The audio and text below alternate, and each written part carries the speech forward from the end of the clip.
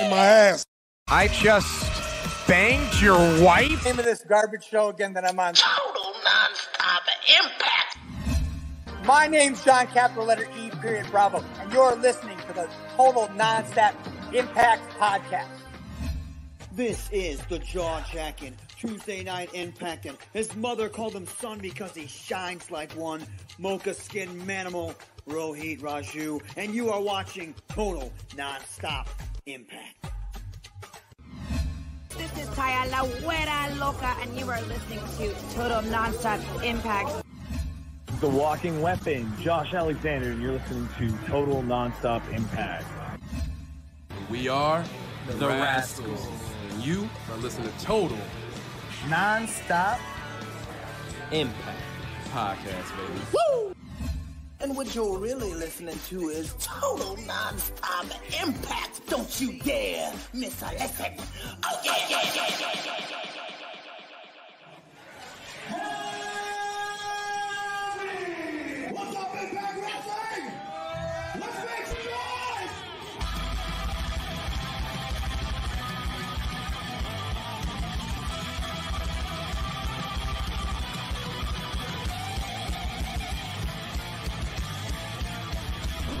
Sitting here, you guys got a 15-minute intro of putting yourselves over while I'm sitting here and watching Jaybone and Kaylon and your 50. I never saw a 15-minute intro of three guys putting themselves over. This is the good stuff. Welcome back, everybody, to Total Nonstop Impact. Impact Talk for Impact fans, featured right here on the TNI network.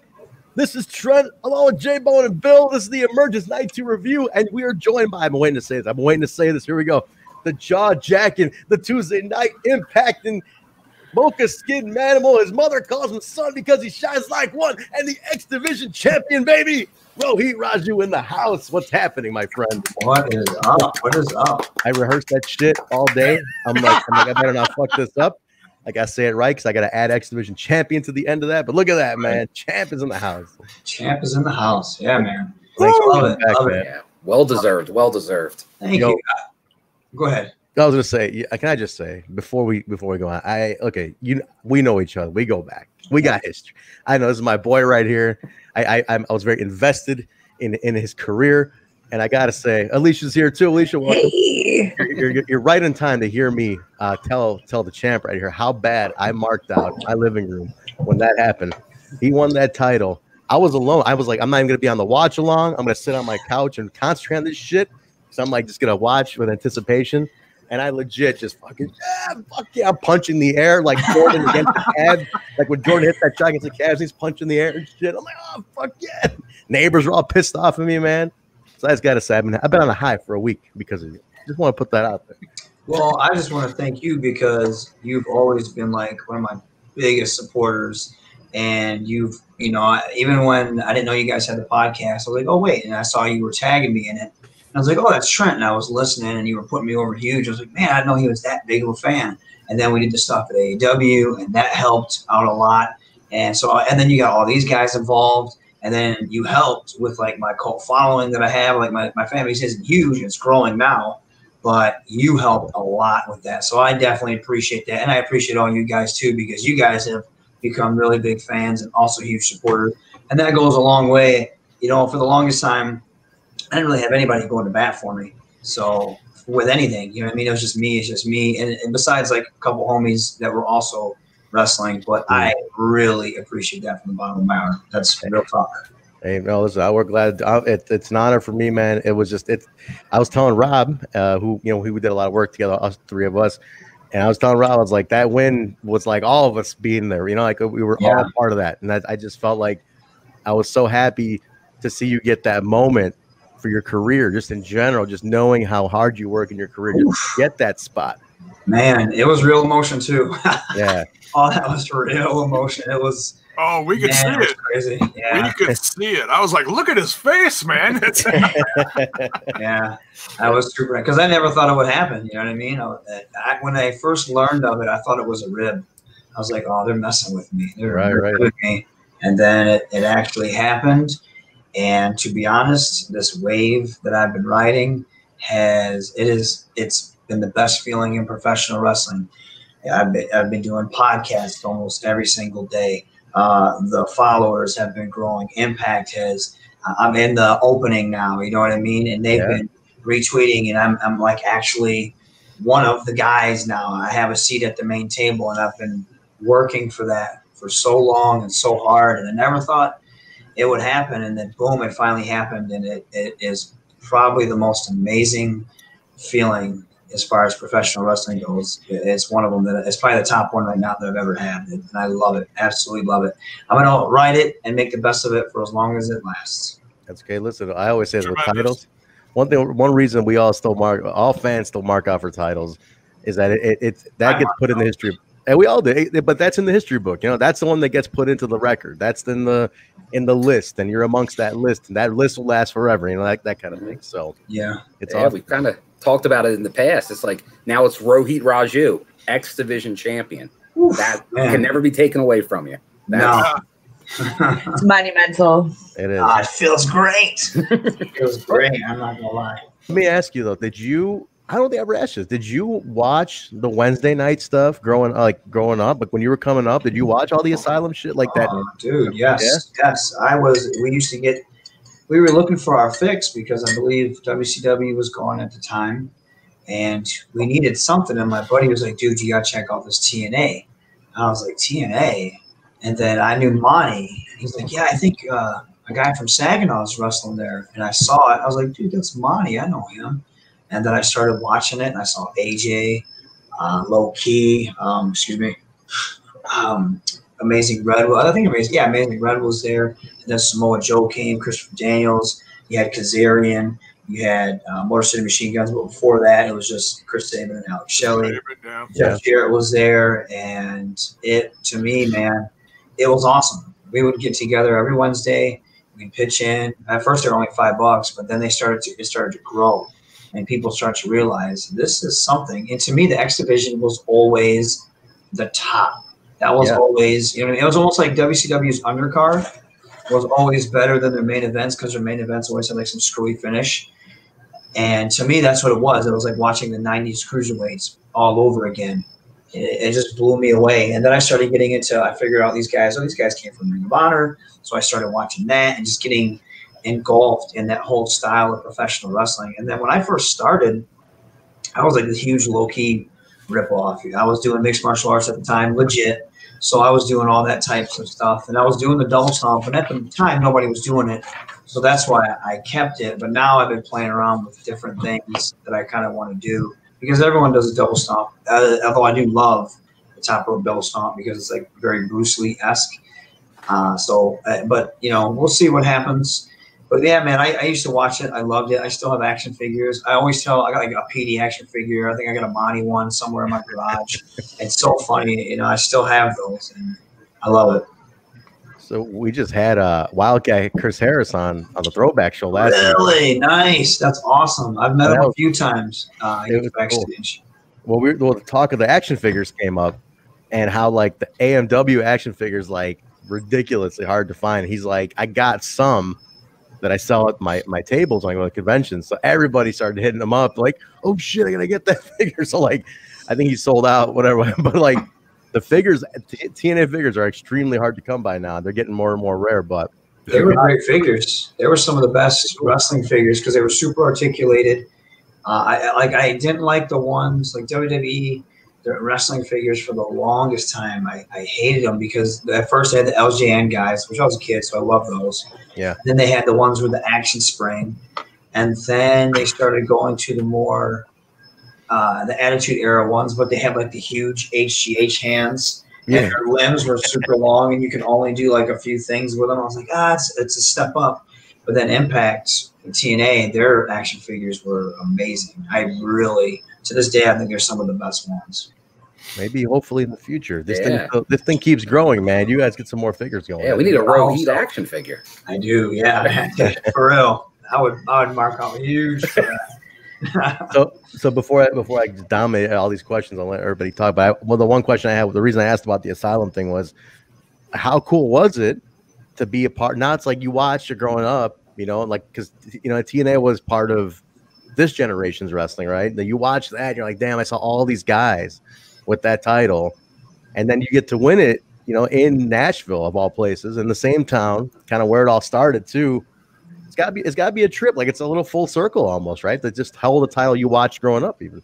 I don't think it's barely hit me that I'm the X Division champion. It does now. Like it's so weird how, like my talent's always been the same. I've just gained more confidence and got better in the ring, I guess you could say. But as soon as I won that belt, people jumped on the bandwagon, which I'm thankful for because I want to build my brand. But the narrative that was always getting pushed was that this guy is not good. He's a jobber. He's this. He's that. And there were a few fans that realized this guy's good. We should do something. They need to do something with him. You guys obviously are part of that.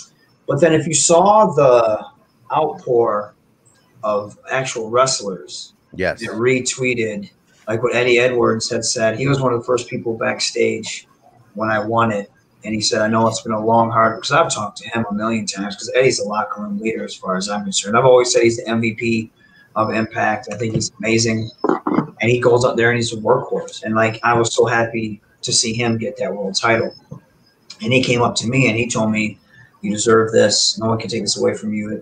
You've been working really hard. It's a long, hard road. And kind of like the same stuff he tweeted.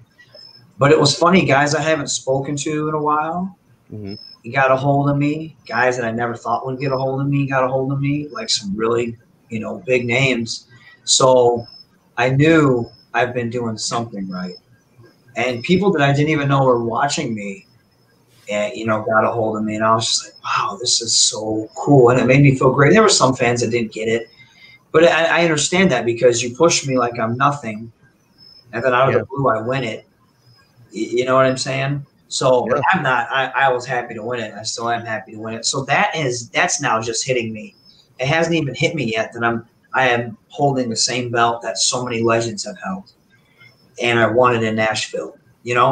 Like sometimes it blows my mind that I've shared a ring with Petey Williams. I've shared a ring with both Steiner brothers. I text D'Lo Brown like it's nothing. Guys like that.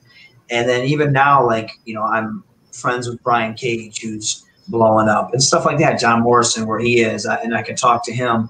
It's crazy. So that it blows my mind how far I've come. So it is really cool, man, and it really hasn't 100% hit me yet as far as all aspects go. Nice. It will eventually. I'm sure it's gonna hit you. When it's gone, it will hit me. And I'll be like, man, I really missed that. Who was your favorite X Division champion though? When you were watching as a fan, that's what I need to know. Before I hand it off to Bill to ask his questions, because I know he's chomping at the bit right here. So is Jaybone and Alicia. I gotta ask that question before we go. I know everybody wants to know that one. I'm talking Asylum days, man. I'd have to say AJ. AJ? Yeah, I think AJ really elevated that title. I loved Loki was my guy back in the day. And I would always root for Saban and stuff. But AJ, to me, I felt like he elevated that title more than anybody. Him or Samoa Joe. When they had that three-way feud with Joe, Danielson, and AJ, that stuff was stellar. Absolutely stellar. And they stayed there until they were good enough to go to the next level. And that's what I hope to do.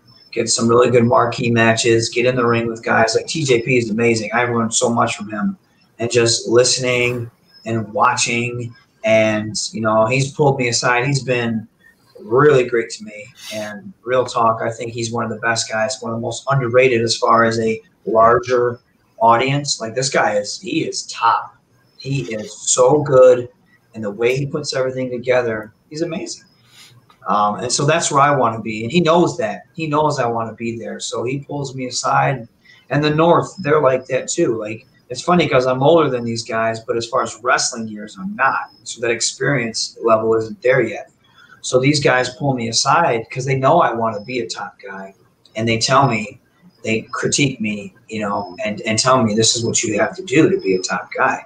So I've learned a lot recently, and I just continue. I'm hoping to continue and be like those guys, Joe, Danielson, AJ, learn how to be a top guy during the exhibition, and then when it's my time has come, I elevate to the next level. Nice. What do you got, Bill? I know you got a couple things you want to ask the champion. Yeah, well, I'll kind of take what you talked about tonight in your promo, giving others opportunities, because that's kind of been your whole thing really for a while in Impact. It was not getting the opportunity with the mic, not getting an opportunity, and then we see it pay off now.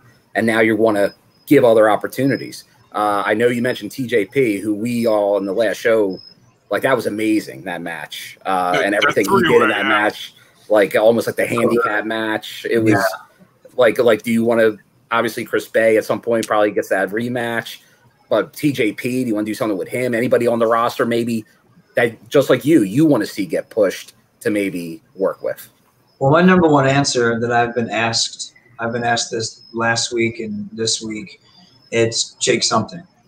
There's nothing more, or cousin Jake, there's nothing more that I want than a one-on-one and me defending the X Division title against him. I would love that. That's what I want. I think he has the it factor. He passes the eyes test, so to speak. Like if I was in a room and he was in a room, and I could be clean cut, whatever. My charisma, I'm very charismatic. People would still want to talk to him because he just has that it factor. When you see him, you have to look at him. You know what I mean? So I'm hoping his day will come soon.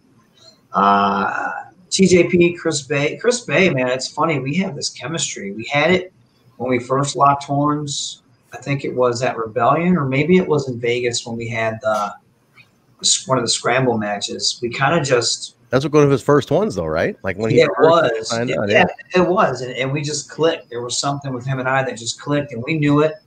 And then this stuff, I had so much fun. All the backstage vignettes, the whole Rohit. I mean, that's like my favorite thing with him.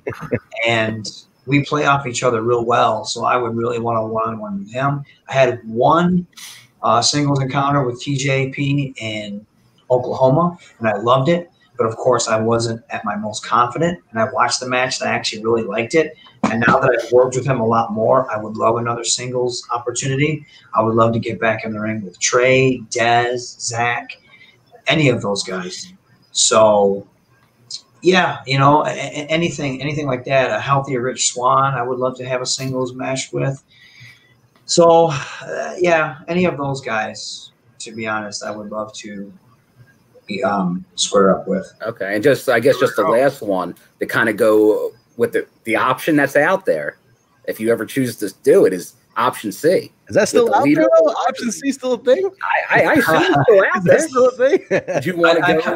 I forgot all about option C. I forgot all about option C. I would love to go against Eddie. However, like he said, when you're ready to get on that level, come see him. So not yet. Not with the exhibition time, at least. Let's just run it. You know what I mean? I'd have to really plot and scheme to get around that one. Yo, we got a random question there. I got Jay before I hand it off to Jay here, because we're going in order. One of our friends of the show, Mark, is asking American or Lafayette. That's what he wants to know from you, since you're a Michigan. He's a Michigan guy too. That's what he's asking. American or Lafayette? I don't know what that is. All right. Oh shit! I think it's some kind of hot dog. From what he told me. Neither. I would do Vienna Kogels. He said, American. I need to know. He texted me. He goes, I need to know if American or Lafayette Coney Island hot dog. Yeah, that's my question. I got to ask him. Anytime I'm in the Detroit area, I always go to the American Coney Islands. If that makes my bad. Yeah. I'm from Saginaw, so I don't. I'm about 2 hours away, but anytime I do go in that area, I think we hit up the American Conies. All right, there you go. There's your answer. All right, Jay, what's up, man? What do you got for the champ here? No, it was about almost 4 months since we talked to you last, and the world has changed. The company has really changed. What's been the biggest change for you in the last 4 months of dealing with just everything, company, world, everything? I miss wrestling on the indies. I honestly do. I was wrestling every weekend, and man, it felt great. My body, probably thanks me for that. It's so funny. Like my knees and back hurt, like because I lift every single day, and I try to not lift as heavy because my joints are pretty rough as far as certain things go. But I miss wrestling. And I guess the biggest change now is being exhibition champion. Because when we talked last, I was just hoping, like, man, I hope they see it. I hope they see it. I hope they see it. Yeah. I don't feel like they do. And I was just so bummed. And I'm like, man, when is it going to change? Yeah, you literally just cut your first, like, big noticeable promo, I think, on that episode that we were reviewing that episode. Yeah, it was weird because I felt like something was cooking because I had cut those 2 serious promos. And we were kind of moving away from the goofy kind of Rohit. Yeah. And then the next set of tapings, that all got derailed. And it went back to be a little bit funnier. I like being serious. You know what I mean? I like being serious. I like being digging and going straight to the point. So I try to mix the two. And then now it's more, it's going to be more of that really sly, maniacal, manipulating, really POS type champion. So that tries to duck and dodge and, do whatever it takes to find a way pretty much. So that's what's next on the agenda. So that was weird because it went from, building steam to yet another roadblock. And I was like, I don't know what I did wrong. I don't know what happened. I was thinking that too. Like we literally, it was like, yeah, you got that spot. You did the serious promo. It's like, oh shit, and it got over. Those got over. Yeah, literally everybody was like, oh fuck, you got the mic. Finally, he's got the mic. And then it was back to like funny shit. 2 weeks later, or a week later, I was like, we're literally on the show. We're all like, what happened? We were just on that trajectory. Like, what the hell? And I usually don't. I always say, if something's wrong, they'll tell me. So I try not to ask. If they didn't like something, they would tell me, and I didn't hear anything. Right. And I think they just changed up some plans. And which the funny thing was too, I was supposed to be on Wrestle House, and they're like, hey, you know what? Plans changed. We're going to put you in exhibition stuff. I was like, okay, cool. And then next thing you know, hey, exhibition change, you're getting the belt, and I was just like, what? So I guess that would be, that's a huge different change for me. But I've been waiting for this change. So it's not like, oh my God, what do I do? It's like, okay, now ball's in my court. You're giving me the ball. I'm going to run with it. You give me mic time. I'm going to excel at that. You put me in the ring. I'm going to excel at that. Some people, they get to that level and then their hunger goes away. All it did was I had a taste. This is what success tastes like. I want more of it. Give me more. I don't want to, if I'm at the top, I don't want to be at the bottom anymore. I want more of this. So I'm hungrier than I've ever been. And I want to show like, hey, I can be a good champion. I can be somebody in this company. I can be a player. I can have a main seat at the table. That's what I want to show. And I'm glad I'm getting that chance to show it now. It's one of the best feelings in the world. And as far as the world goes, man, it sucks not being able to go to bars and stuff like that or social gatherings, but I'm not trying to dwell on it too much. I'm just trying to enjoy whatever time I have. My biggest thing is what's going to happen when it gets cold, because I'm outside every day in the sun. When that winter hits, that's going to be the real test. Yeah, man. We're all thinking that too. Yep. We're all thinking that too. Alicia, what do you got for the champ? I know you kind of rushed in. We were already kind of getting kicked off. What's up? Oh yeah, no biggie. No real question. I just want to say I'm stoked to see where you go from here. Your star's on the rise, bro.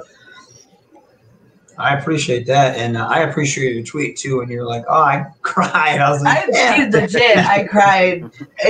I don't think I've ever felt like that watching a match before, but like, it was amazing. Yeah, it's a really big deal, man.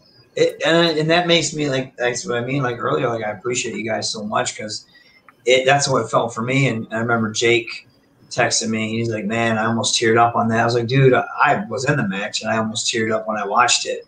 Because it was such a huge thing. Like if people just knew exactly like how hard I wanted this and how hard I worked to. I mean, literally, I was at the bottom of the barrel, and now I'm getting a chance to shine. It's like, man, It's unreal, and it is one of the best feelings ever. Absolutely. It's insane. All right, so I gotta ask this question: how soon after the episode aired, or what? Till you when you got back from Tennessee, did you print out that photo of you on the rope with the belt and just sneak it onto the wall at the house until your wife was like, "No, what the fuck is this doing?" No, I didn't do that. I do. People are asking for like 8x10s, autographed ones with the belt. I'm like, sure, yeah, I'll do it. I'll absolutely do it. So I honestly can't wait. Yeah, man, like Daniel Spencer, when I got backstage, the first person there was Bravo, right? Yeah. And then as soon as I turned the corner, everybody was there clapping. And like I had to put my head down real quick because I thought I was going to cry. But it was awesome. And the Rascals kept coming up to me saying, dude, we're so happy for you. And like I said, Eddie came up to me. Sammy came up to me. When I told the North earlier in the week, they were super happy for me. They were like, holy shit, man, it's about time. It was unreal. It was actually unreal, man. And that's one thing. Winning the belt was really cool, and I love it because I want my chance to shine. But getting that respect from my peers, knowing that, hey, they realized that you worked really hard and you were eating crap for the longest time, and you did it with a smile on your face, and this is your moment. No one can take it away from you. That meant the world. So it was really cool. It was an awesome moment for me. I think that's the big thing, right? Just that the respect of your peers, as we all say. It's like that's the big thing that motivates us to, like, because your peers see the struggle. They also go through a similar struggle. Yep. They understand what it's like to fight and claw for that moment. And it's like people saw you visibly putting in all the work, getting a little bit, taking it away, a little bit, getting into it. And it's like, man, this guy, if anyone deserves, it's like everybody's like, fuck, just waiting for him to get that spot. So I guess that's got to feel real honorable, man, especially when your friends and your peers are just happy for you. I can only imagine the feeling, man, because if the fans were that happy for you, I can only imagine your friends at the same time. Yeah, it was great. It was like I said, yeah, see, it was one of the best things ever. And the funny thing was that moment when I went backstage was a blur. It wasn't even real. And I hope they show that footage today because I know they were recording it. But man, it wasn't even real. It felt like a dream. It's like how you want it to be. You win your first big title, or you get that big promotion at the company, and everyone congratulates you because they know how hard you worked. I got goosebumps just thinking about it, man. It was unreal. And it literally, if I could relive a moment in my life, it would be that. Because one of them. Because it was that hard work, that determination. I can't even put it into words. And I know I keep saying it's unreal, but it is. And it is honestly the best feeling. And being able to talk to people and they introduce you as an X Division champion. Right, baby. That's me, man. That's me, the X Division champion. And you go on social media and everyone's like, oh my God. It's cool. And then your follower says, blah, and it's stupid. It's absolutely stupid.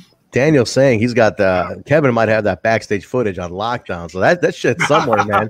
Nice. He's saying it's somewhere back there in the vault. Yeah, he had it. So I don't know if that's something they'll show or it'll be used for, something else. But it was cool, man. It was really cool. I know Sammy had it too. Sammy, whenever he does his Sammy and France. Yeah, he had it. So we'll see what happens. Nice. I hope we get to see it. Yeah. Me too. I want to relive it. So absolutely. We love that finish. So we talked about the finish. That was that finish was cool because it was so evil villain. And I know you're entertainment guy, comic book guy, like entertainment, pop culture. And if there's a part of me that knew, I was like watching you. I'm like, this guy knows this camera is zoomed in on him at this moment because it was that evil villain look. Because because the way you looked at TJ and then you look at Bane, it was like, it was classic. It's like TV villain moment, and I was like, this is so perfect. I'm like, it's that little psychology was just like that's how I know about you. I'm like, he just knows those moments. That was to me. That is like the match is awesome, but to me that's the icing. That's the cherry. Because that's what I wanted. I wanted to look at TJ and then look up and then look at Bay and just be like, yeah, this was it all along, dude. It was me, Austin. It was me all along. And then wham, and a double stomp him, and it's just like, that's exactly what I wanted. To me, it's the little things. It's in this day and age. I mean, some people still appreciate that. Sometimes it's not over. Some people just don't care. And that's my style, man. My style is more show than go, even though I can go. I like the Shakespeare of professional wrestling, the entertainment aspect, or being that character. So cool, I like to do some cute things here and there. And some cute things I can't do anymore, or I can't do it as good as somebody else. So me, it's my character. Let me get that microphone. Let me cut that promo. And now they're starting to do that.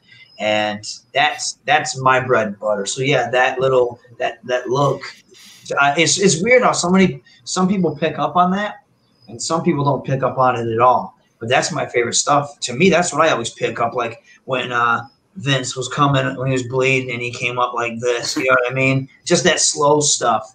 Or sometimes a guy will be in the ring and he'll just give that look and the camera will catch it right there. You're like, oh. And that's exactly what I was going for. So I appreciate the fact that you noticed that. Oh, dude, we popped that. We definitely talked about that.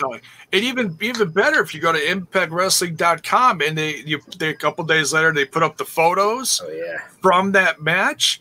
Right after you win, the classic, they show Chris Bay's face in the ring like, yes, yeah.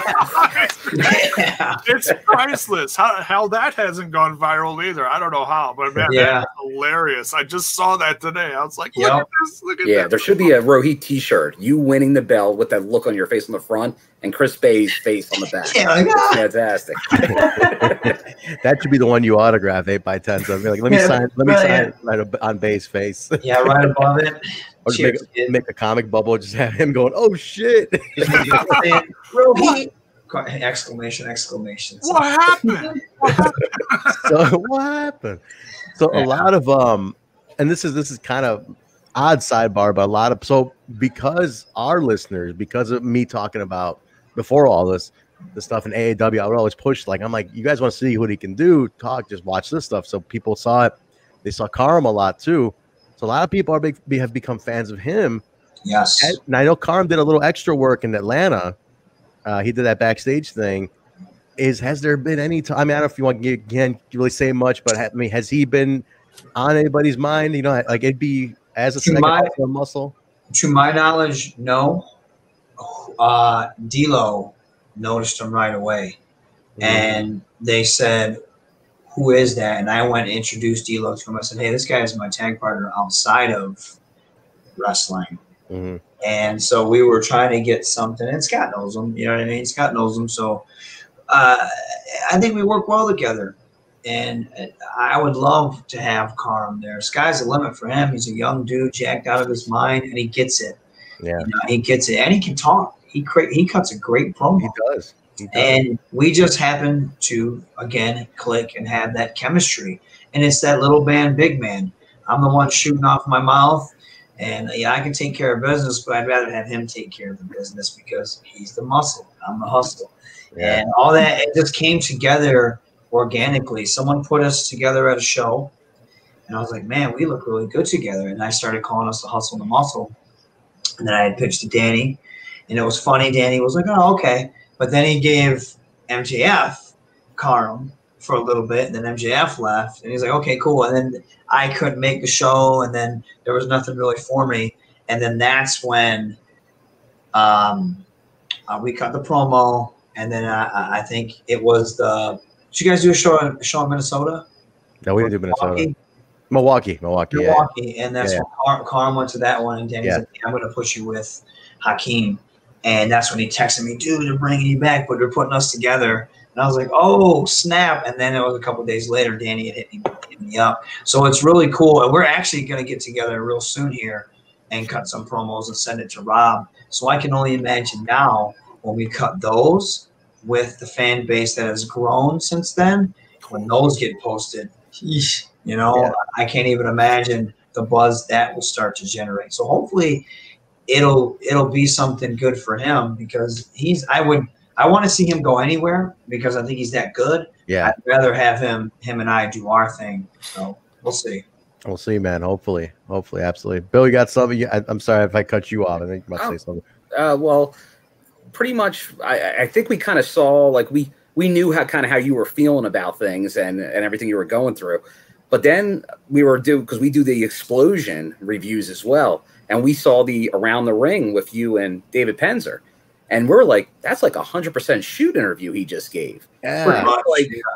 And that's like, obviously Impact knows this is all going on, so it's like, did you know kind of that was the direction you were going to be going with that as well?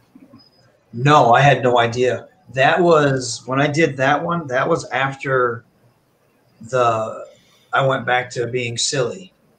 And I was doing, I remember someone had pulled me aside. They said, I know it's not the spot you want, but you have to think they're putting you're doing backstage vignettes with main event guys. And then you are in the ring with main event guys when I team with Moose and stuff. And I did it for The Rock. I didn't know how. I was really just down in the dumps, and not down in the dumps, but I was just like confused because I didn't know where it was going, and I felt like I was getting built up, and I was just getting pushed aside again, and I was just getting so frustrated. And I try not to show it there, you know what I mean? Because you don't do that. You just keep. I love wrestling, and it can be very bittersweet. But I love being in the ring, and whatever they give me, whether I like it or not, I'm going to make it work because that's just how I am. I have to make it work, whether it's something small, whether it's something big. And I saw that promo with Moose, and a lot of people actually liked it. And I just thought, cool. I was just being me during that promo, but I wanted to make it work.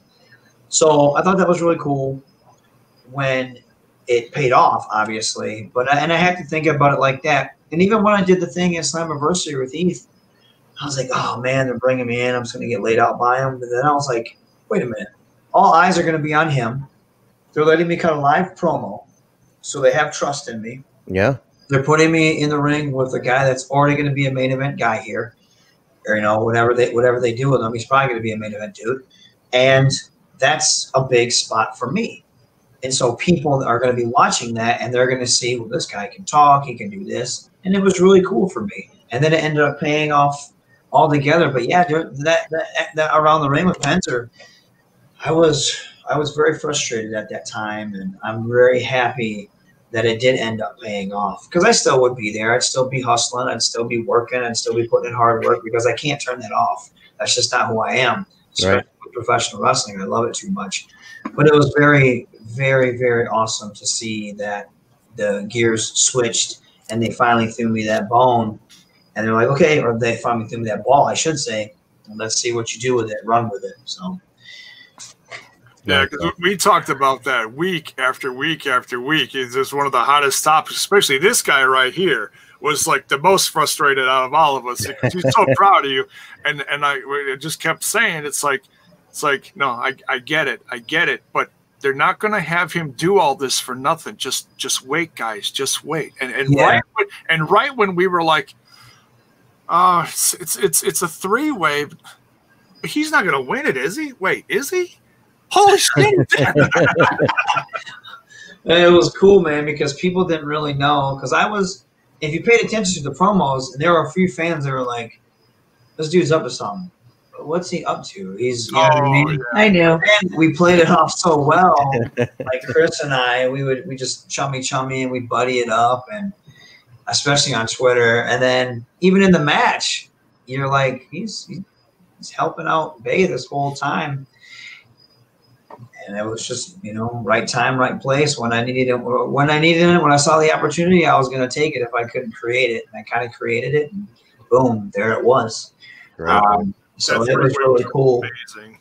I loved it, man. It was one of my favorite matches. I really enjoyed it. It was funny, though, when you guys were saying this, and I guess I'll shamelessly name drop, but Paul London was one of the guys that hit me up. And I don't really talk to Paul London a lot, but he was an agent a few times. Yeah. He really liked my stuff, and we talked, and he was really cool, and he's one of the coolest guys I've ever met. And I was a big fan of Paul London because I knew he was talented, and I saw that he wasn't getting his just due. And when they got the tag titles, I thought that was really sweet. But he hit me up, and he's like, man, I just want to say congratulations. You honestly deserve this. He goes, I would be so frustrated that they would not do anything with you. And I would watch and they would never do anything with you. He goes, I was getting so upset. And then he was like, I'm so happy they finally did. And you deserve this. And I want to say congratulations. I was like, man, that's so cool. I haven't talked to him since Vegas. Yeah. When he hit me up with that, I was like, man, that's awesome. It's such a great feeling, you know? So, you know you're doing something right. You know you're doing the right thing and you're moving in the right direction. Even if some fans don't get it, they think you're just some lame dude, some job dude, whatever. Right. You know you're doing the right thing. Because I don't like to read a lot of comments because the internet is very – they'll tear you apart if you let them. But they do that to, like, guys that are – top names getting paid millions of dollars. Everybody, man, everybody. Yeah, they do it to the Pope. You know, a lot of projection going on. Yeah. Exactly. And then I have to think to myself, well, that doesn't really matter because these guys either don't get the grand scale of things or they don't understand the intricacies. They think they know wrestling, but they don't know wrestling. Right. And so that stuff, I'm just like, whatever. So it's great to see, like I said earlier, when your peers see that and they congratulate you, you know you're doing something right. Yeah. Is London still working? Is he still wrestling or what? I don't think so. I haven't seen him unless he's doing stuff, you know, where he stays at. We were doing the throwback shows, and he's on those like 2003 TNA shows. We're like, damn, man, this guy was there that long ago. Holy shit! Yeah, and like he wasn't there for too long, but I'm like, hey, you kind of forget, like, dude was fucking good. You know, he was extremely charismatic, like had a good look. Like, damn, what could have been?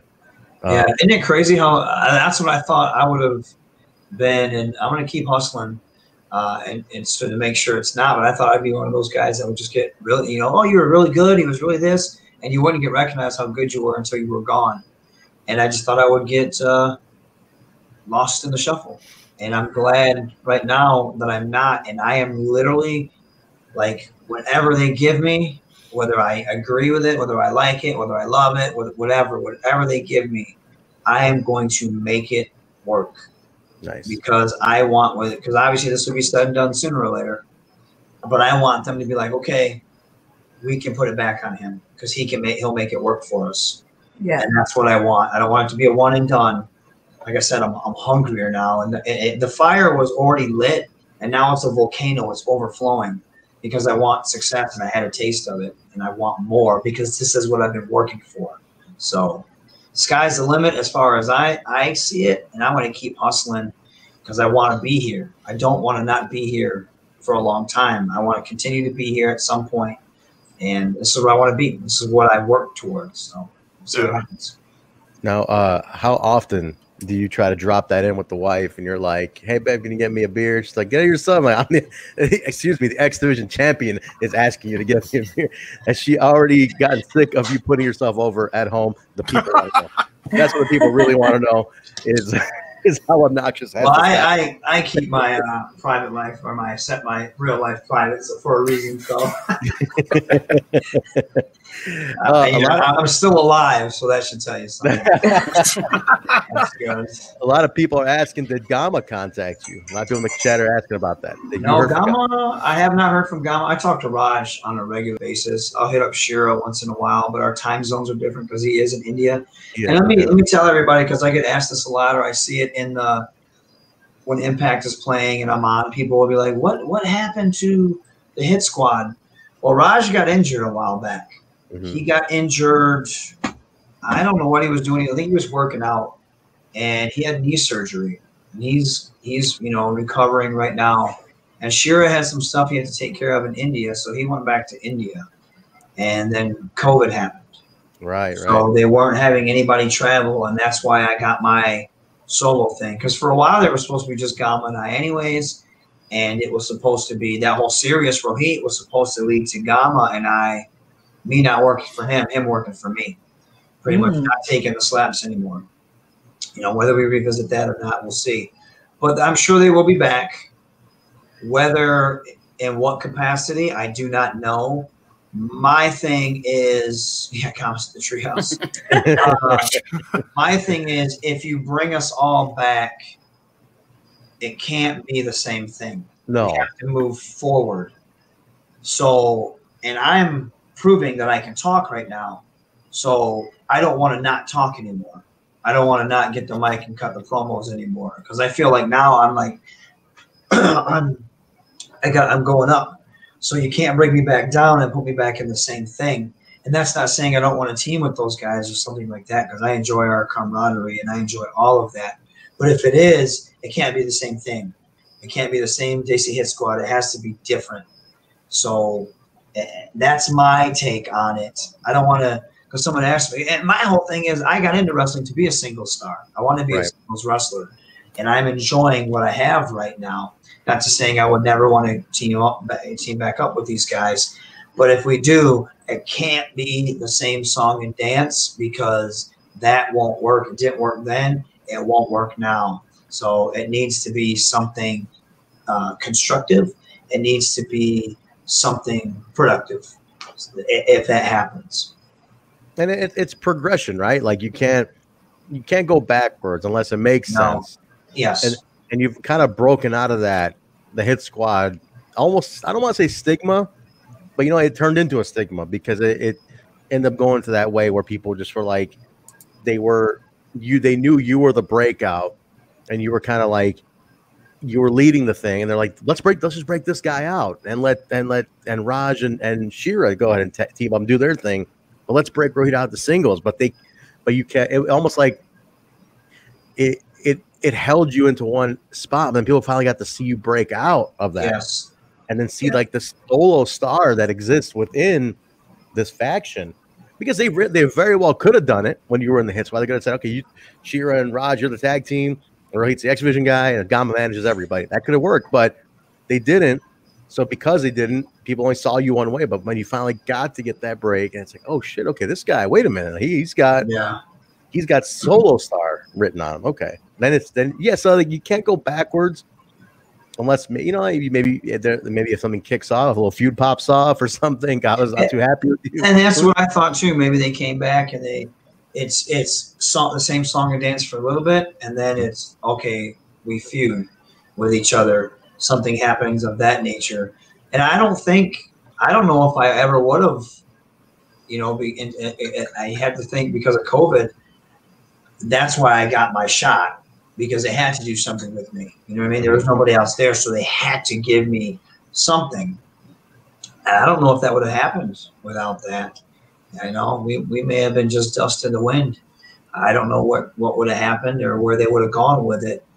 So I am thankful for my opportunity. I'm not thankful the way I got it, as far as COVID having to happen and Raj getting injured and Shira having to go back to India for stuff. That's very unfortunate stuff, but it happened, and I'm going to take advantage of it. Absolutely got no choice, man. But it's weird how the pandemic, it closed so many doors, but it oddly opened other ones for other people, especially in wrestling. Like when we saw an Impact, and I mean, your career took a shift because of it. It shifted this way.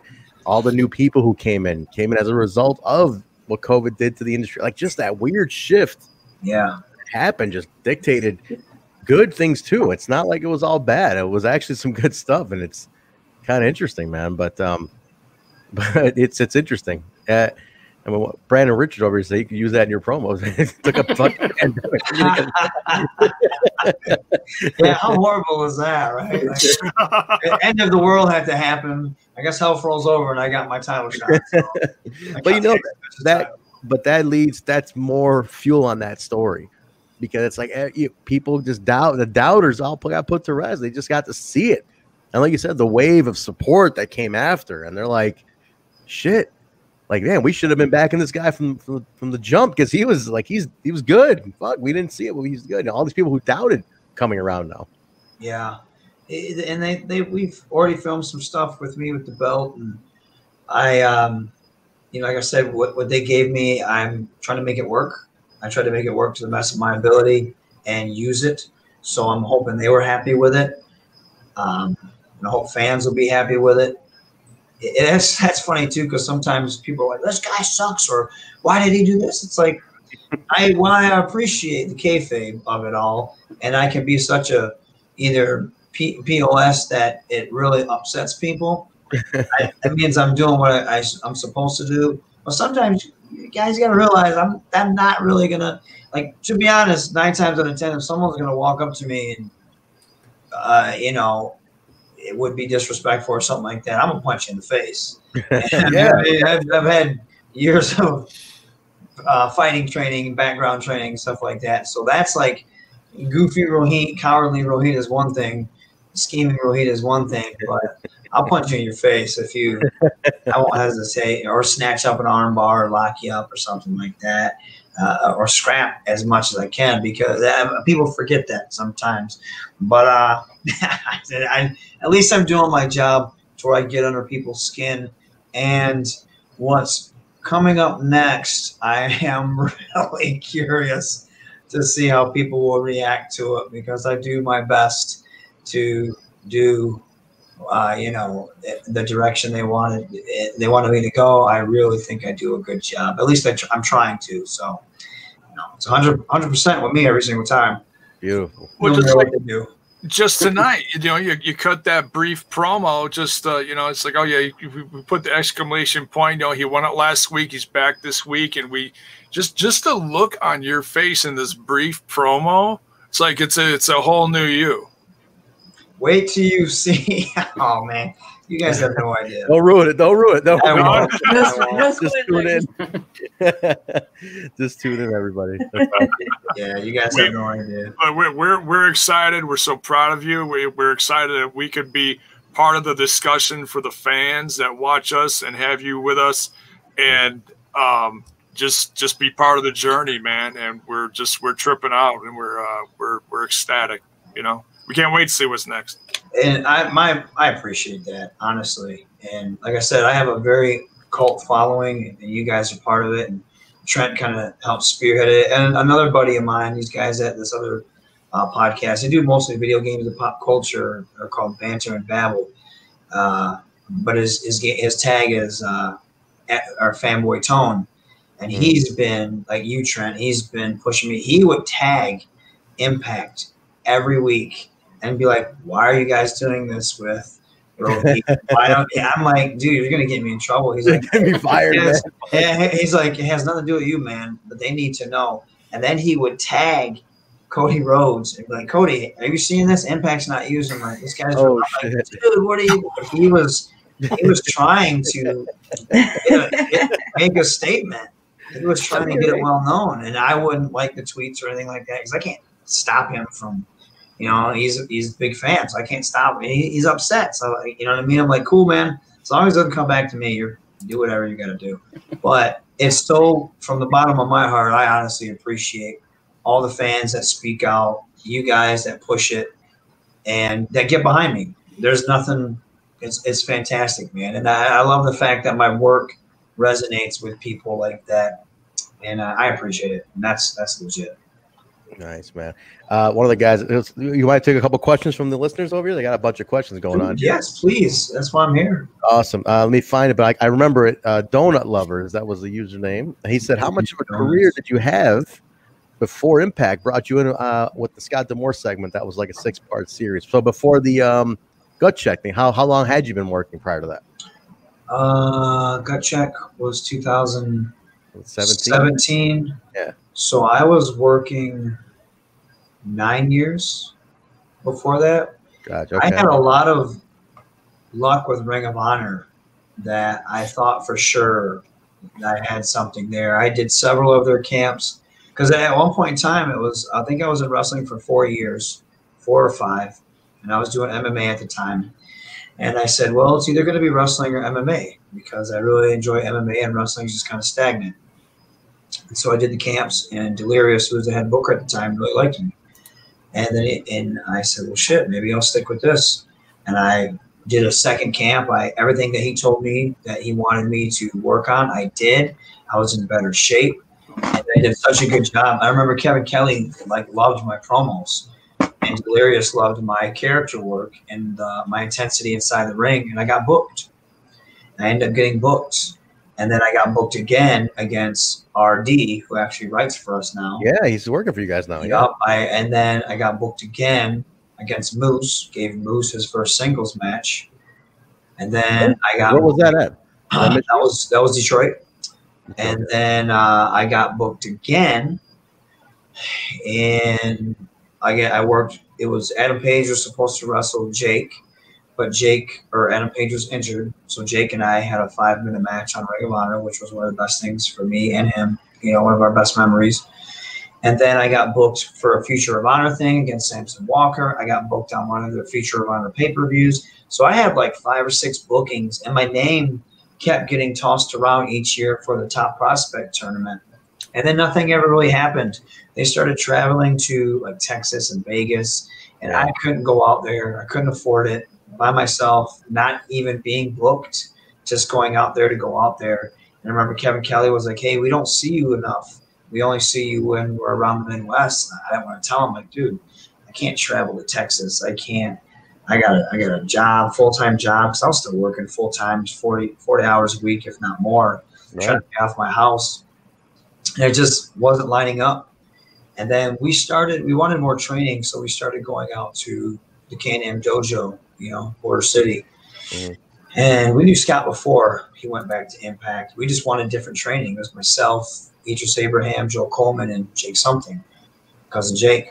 And we started going out there. Next thing you know, Scott got the deal. He was the head of VP Talent, and they needed someone. They wanted someone with ethnicity.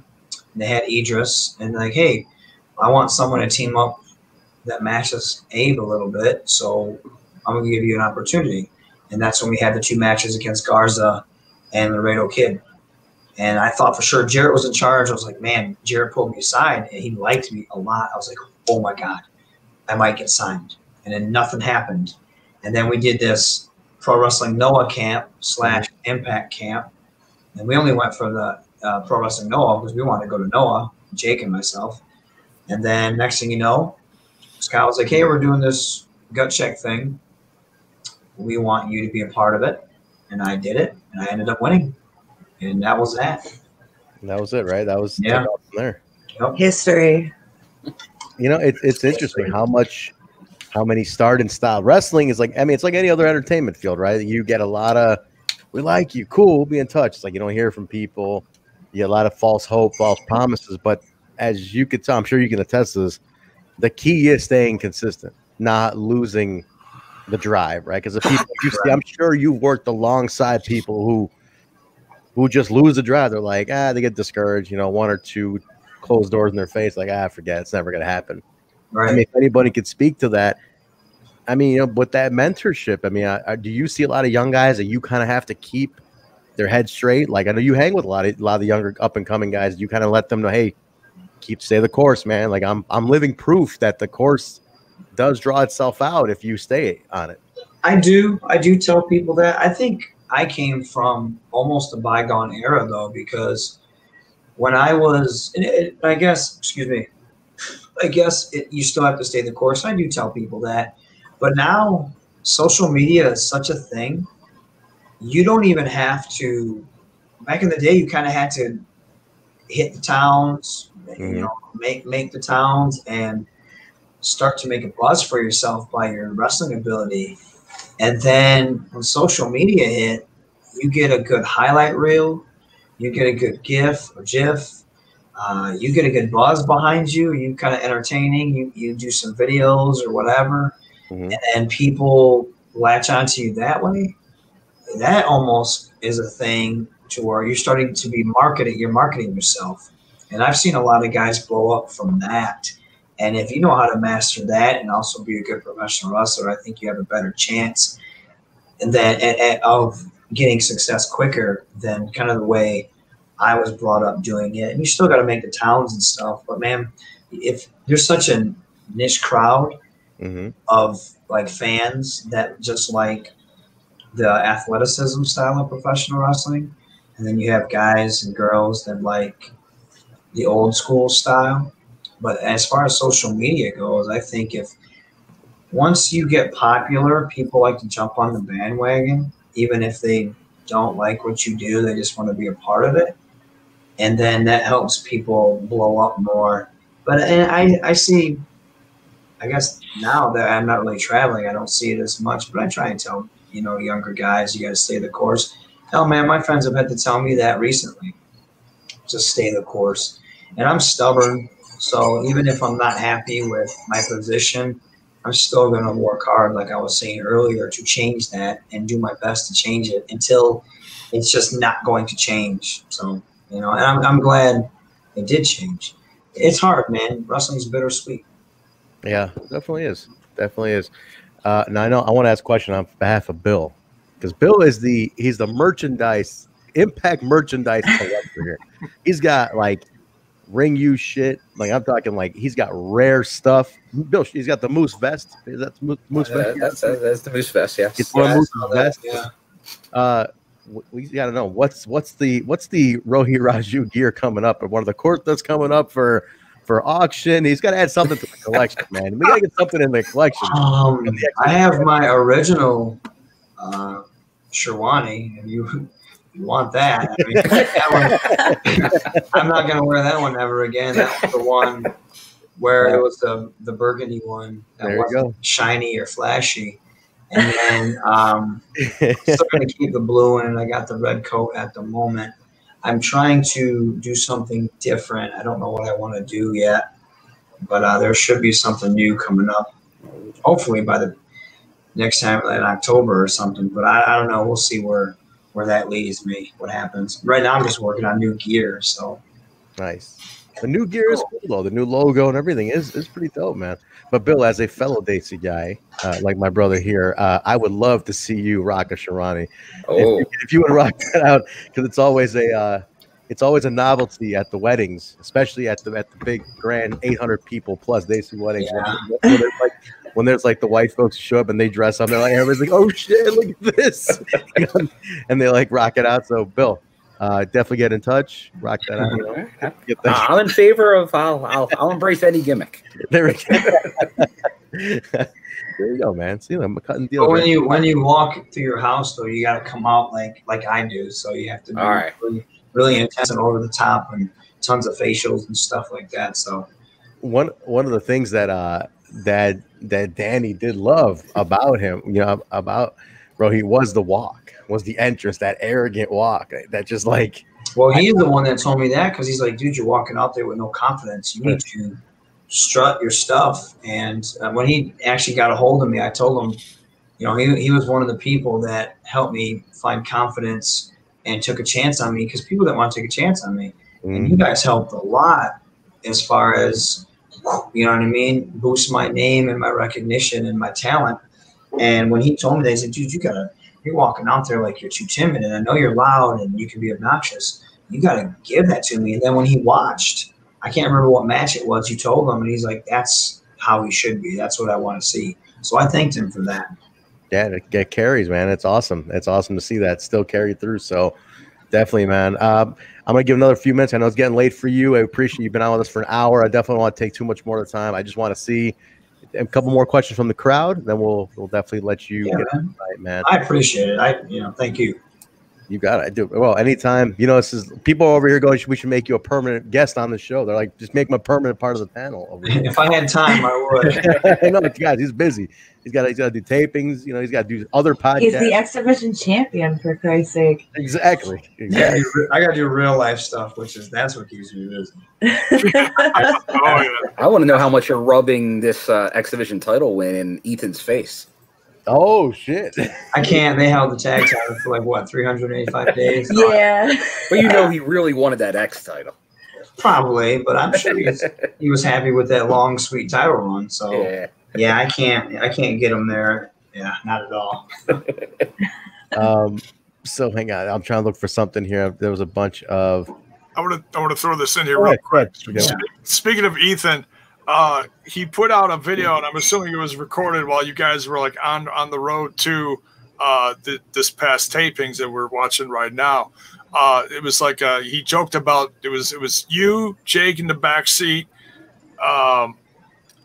Josh Alexander was driving, and Ethan was shooting the video, talking about it being a road, the road diaries. You know, we'd seen some road diaries from other wrestlers in the past. Is there any chance that you guys putting that together for your own Impact Wrestling version of her road diaries for like a Impact Plus exclusive in the future, maybe? I would love to do that. That's when it comes to all that crazy stuff. Paige is, I always say he's the best businessman in professional wrestling because he has made like his vlog, his merch. The man has built himself up, and he knows what to do. You know what I mean? He's self-reliant. He's self-made, is pretty much. So he'd be the one to talk to about that. And if he told Impact, hey, this is what we want to do when we're on the road, I'm sure they would co-sign on it. Yeah. But right now, I think he wants that to be his thing. You know what I mean? He doesn't want it to be. He wants it. That's his business. Yeah, he's the one out there doing it. He's the one putting it together. So he's building it for his brand, which he's affiliated with Impact right now. So obviously that helps their brand too. But if he were to ever leave or he would be done wrestling or whatever, he still has that as his brand. Who knows? He's just growing his brand. So who knows how far he can get it. Oh yeah, his vlogs are crazy good. Yeah, big fan. Yeah, he's smart, man. He's very smart when it comes to that. Let's take a few questions here, then we'll wrap it up. Real quick, Rohit, what was the Chris Bay Wolverine picture about? I didn't see this. What was that? A fan made that. So there was X-Men animated series in the 90s. There was an episode. Wolverine loves Jean Grey, right? So there's an episode where they get caught, and he is jealous because Cyclops and Jean are making out because they're together, and then you just see Wolverine looking at all depressed in the background. So a fan made that of me in the X Division title, Cyclops and Jean Grey, with with my face on Cyclops and then the belt on Jean Grey's face, and we're hugging. And then he made Chris Bay's face on top of Wolverine's body, so he was jealous. And then someone else did a Simpsons one, which is my bread and butter. Oh, that 90s X-Men is too. Yeah. But it's one where Mo's throwing out Barney. As he throws him out, Barney's right back behind him. But instead, it's Chris throwing out TJ, and then the person behind him is me. So, are these on your Twitter? I gotta see this. Yeah, my Twitter, my Instagram, fans made it. And I thought it was hilarious, man. It's so funny. I felt bad for Chris because he was getting clowned on it. So I was like, I won't retweet the other one, but I thought it was the funniest thing, man. Poor guy. It had me die. I was dying laughing when someone showed me that. I was like, dude, this is internet's undefeated. Paul Nelson wants to know, what do you do in your free time away from wrestling? What's some of the hobbies? What do I do? Yes. Lift weights right off the bat. Since it's sunny out, I'm getting my hot tub and day drink and hang out with my dogs. And then at night I play Ghost of Tsushima, which is an open world samurai game on PS4, which I'm absolutely in love with because I'm a huge fan of anything samurai, especially like old samurai cinema.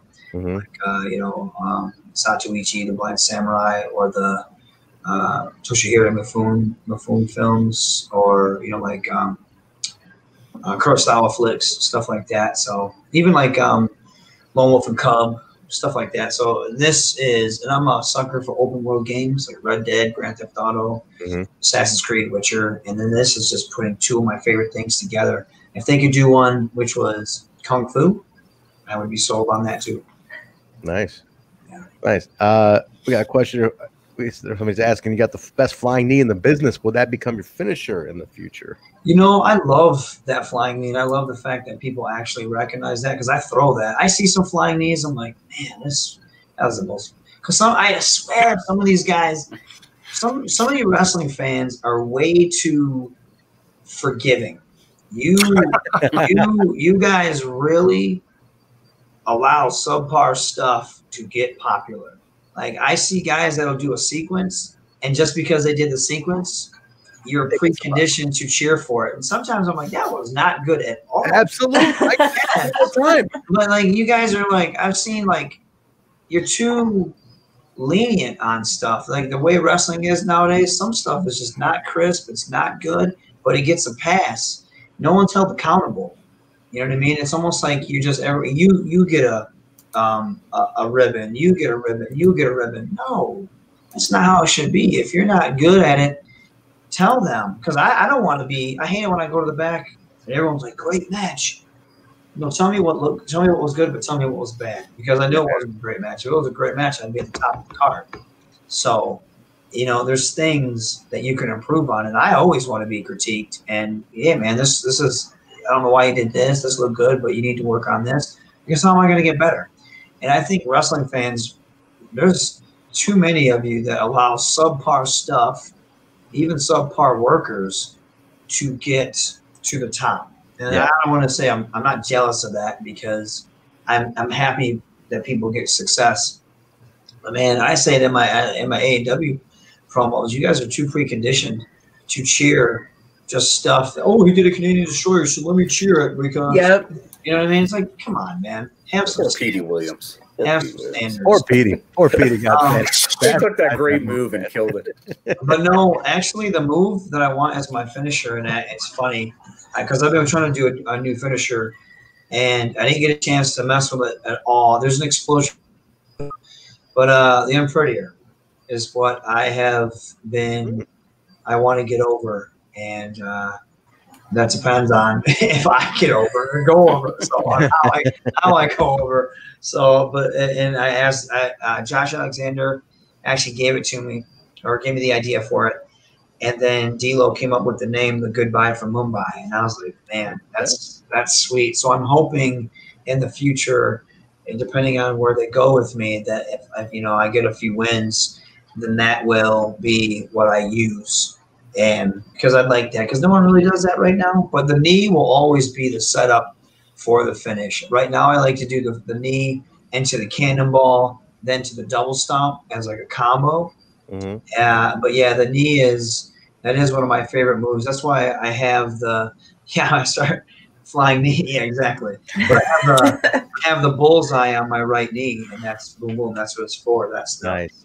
That's the one-hitter quitter right there. I would love to use it as a finisher, but I won't, just because too many people use a rendition of the flying knee. And that's why I want to get away from the double stomp, because too many people use a rendition of the double stomp. There's a question I wanted to ask too. We'll wrap it with this and we'll let you run, man.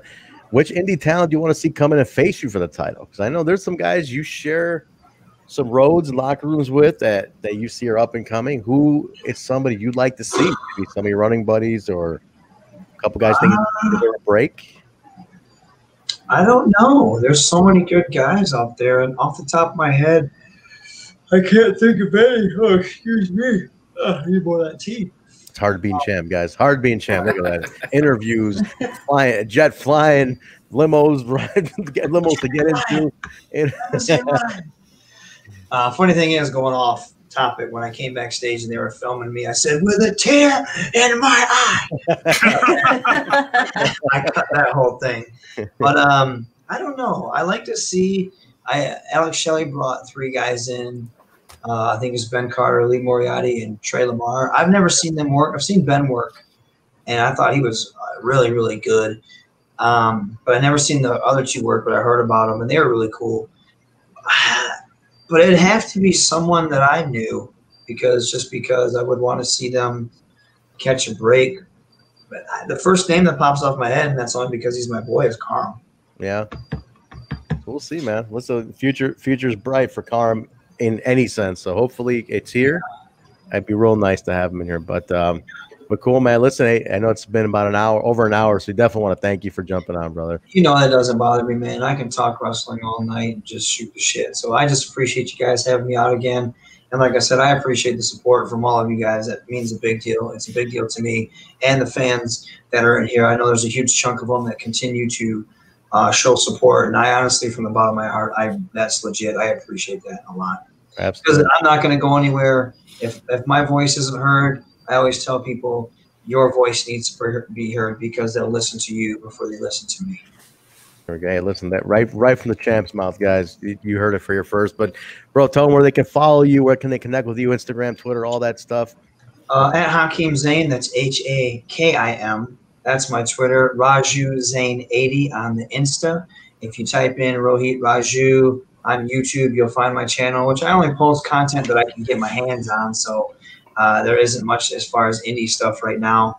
If you look up Rohit Raju on Facebook, you'll find me. It'll be Rohit Raju /Mad Dragon Hakeem Zayn. Then, of course, you can get some championship t-shirts at www.prowrestlingtees.com/Rohit. Come on, guys. I need some of that money. I don't see the Impact Shop having any Rohit t-shirts. Are we going to get a shirt in the Impact Shop, though? Come on. They've been producing a lot of shirts.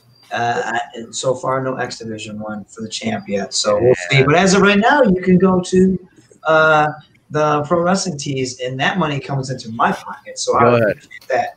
There you go. Guys, prowrestlingtees.com/Rohit, you said? Right? There you go. Get it on there, guys. That's Rohit. How many designs you got there? A couple? No, there's a few. There's a Dragon Ball Z inspired one, which is one of my favorite ones. If you've ever watched Dragon Ball, it's Kid Buu, or Oob, whatever you want to say. Yeah, Oob, not Kid Buu. That's a really sweet Rohit one. There is one of Nappa and Vegeta, but it's Karim and myself, Hustle and the Muscle one. There is a Daisy Hitman one, which I like a lot, which actually my new trunks that I have that design on the back. There is the Wu-Tang one, which is by far the best seller, which is the Hakeem Zayn one. And I do have a design in the works for the Listen, Learn, and Absorb My Truth t-shirt. That one hits here. That one hits here, man. Yeah. Yes.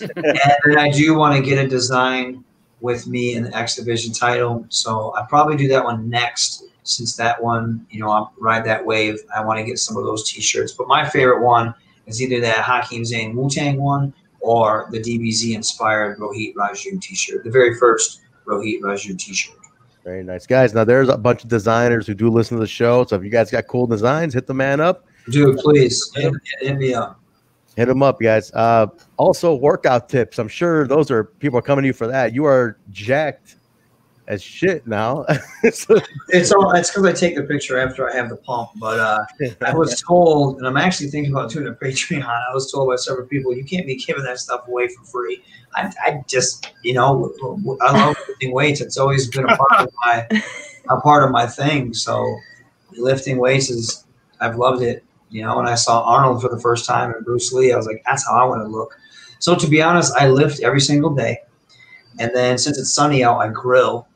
And I try not to eat. The day drinking and snacking at night has been killing me a little bit. I had better abs and more vascularity at the beginning of quarantine. And now I've been kind of slacking a little bit. But today, I didn't snack last night. And I tried to eat better, so there wasn't much bloat today. So I took a picture. It looked pretty sweet. But to be honest, eating right, having that drive to do it, I guarantee a lot of people don't want to do it because it is work. You can't look at it as work. It's something that you have to enjoy. I enjoy it. And then the best thing is, I know people post pictures, I post pictures, and it seems like, oh, it's very egotistical or thirst trap or whatever people say. I want people to see my progress. Yeah. I want them to see it because I'm proud of my progress. I used to be, when I first got into wrestling, I was like 150 pounds. And then actually I lost weight because when I fought in the cage, I cut down to 145 pounds. Gaining weight has always been a struggle of mine. And I don't do much cardio, so my cardio, I'm dying a lot of times. I blow myself up usually from running my mouth. But it wasn't until I got older that my body, my metabolism really started to shut down a lot. But I took advantage of it and lift weights. So I lift weights a different way. And I'm very strict with the way I lift. But I'm lifting here every single day. It's one of my passions. I love it. And I'll help anybody. I got certified for my physical therapy, personal trainer certification back in the day. That's expired now because I never renewed it. But I did schooling for that. So if you want help, let me know. But like I said, I will charge for a workout plan, but I won't charge you a lot. But I hope you stick to it. I want you to stick to it. And I love it when people, they find fitness and they get absorbed in it, because the journey, once you start to see yourself grow and you start to see that change, it is amazing. And it's something I love. And I like to post those pictures because, sure, it's cool. People like it and you get cool comments and compliments, whatever. That's not my motive. The motive is to show, I'm working hard. I'm constantly trying to stay in shape for professional wrestling and look like the wrestlers of old and look better than my competition, so to speak. and then also just show that I have this drive and passion for lifting weights and fitness. And that's just something I absolutely love to do. So very cool, man. Well, guys, well, champ, thank you very much for coming on, man. We appreciate it. It's been an honor. Everybody, the X Division champion, Rohit Raju.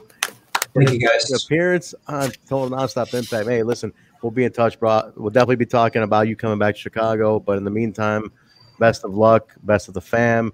And, man, we can't wait to see what's next, man. We're excited to watch it every week to see what's next for you. Love you guys. I appreciate you. All right, brother. We'll talk to you soon, man. All right, guys. Take it easy. Thanks, man. Take care. Everybody. Hakeem Zayn on Twitter and Raju Zayn 80 on Instagram. Get a hold of them. Designers, get your designs to them. ProWrestlingTees.com/Rohit. Put some money in the man's pocket. Please. We'll see you, brother. Thank you. I'll talk to you soon. Appreciate you. Got it. All right, guys. That was awesome. Another one. Very cool. Over and out. I swear, they must like it. The Impact talent must like it. They hang out with us for a long time, guys. That was we almost matched Chris Harris from last week. Chris Harris was, what, an hour 45? Yeah. Oh, really? Yeah. Wow. It keeps getting longer every time we talk about it. Yeah. But listen, so since we went a little long, guys, we're going to not gonna get too in depth. I mean, we're gonna still do the Emergency Night 2 review. I'm not gonna spend 3 hours doing it. So, not gonna get detailed about it. I'm actually gonna be back in 2 and 2. Yeah, go ahead. Go ahead, Chuckle. You got it. 2 and 2. We'll kick things off here, little Jaybone. Oh, he actually left the room. What an asshole. Well, Bill, do you want to do the news? I mean, it says Jaybone's news, but do you want to just quickly touch on some news if I do the it's Bill Bones news. Bill Bones. I'm going to play it, and the voiceover will change. So get ready for your news because it's about to start right now. Jiminy Christmas. And now, Bill Bones news. We know it's Jaybone's face. We didn't have time to make a Bill version of it. So this week it'll be Bill Bones news. Actually, no, not Bill. Just Bill's. Front row Bill's news. Take it away, Searching Bill. for my fake wrestling news. There you go. I was getting nervous. Give us a couple of bullet points here, Bill. What do we got this week? What's popping this week? Well, let's see. Since because we kind of do news almost on every show we do, so I don't want to be repetitive on too many things we did. So since Sunday, let's see. So we have a show coming up. You wanted to mention that the show that you're going to. Yes, yeah. So that's kind of that's probably the most recent news since Sunday is the whole Impact Plus tapings that they're doing. They're working with that Larietto Pro Wrestling Guild down in Georgia. That's big with Doc Gallows is pretty much always featured. I think he's part of the promotion. Yep. And they were taping. I don't know if it's matches or taping because they pretty much just had him on there from like Impact talent that you've seen on TV. But this one on September 12th in Georgia that I'll be heading down to, they have obviously Doc Gallows as mentioned, but also Eric Young, along with a data added Heath. So okay, Heath for Impact. Okay, he'll be showing up there. Johnny Swinger and Crazy Steve were originally announced for it, but they're no longer advertised. So not sure what's going to happen with them there or not. But I believe also like Jay Bradley from Ohio Valley. Hey, that's what I noticed. I noticed the Ohio Valley connection now on the card that wasn't there before. So that's great. I'll see referee Daniel down there.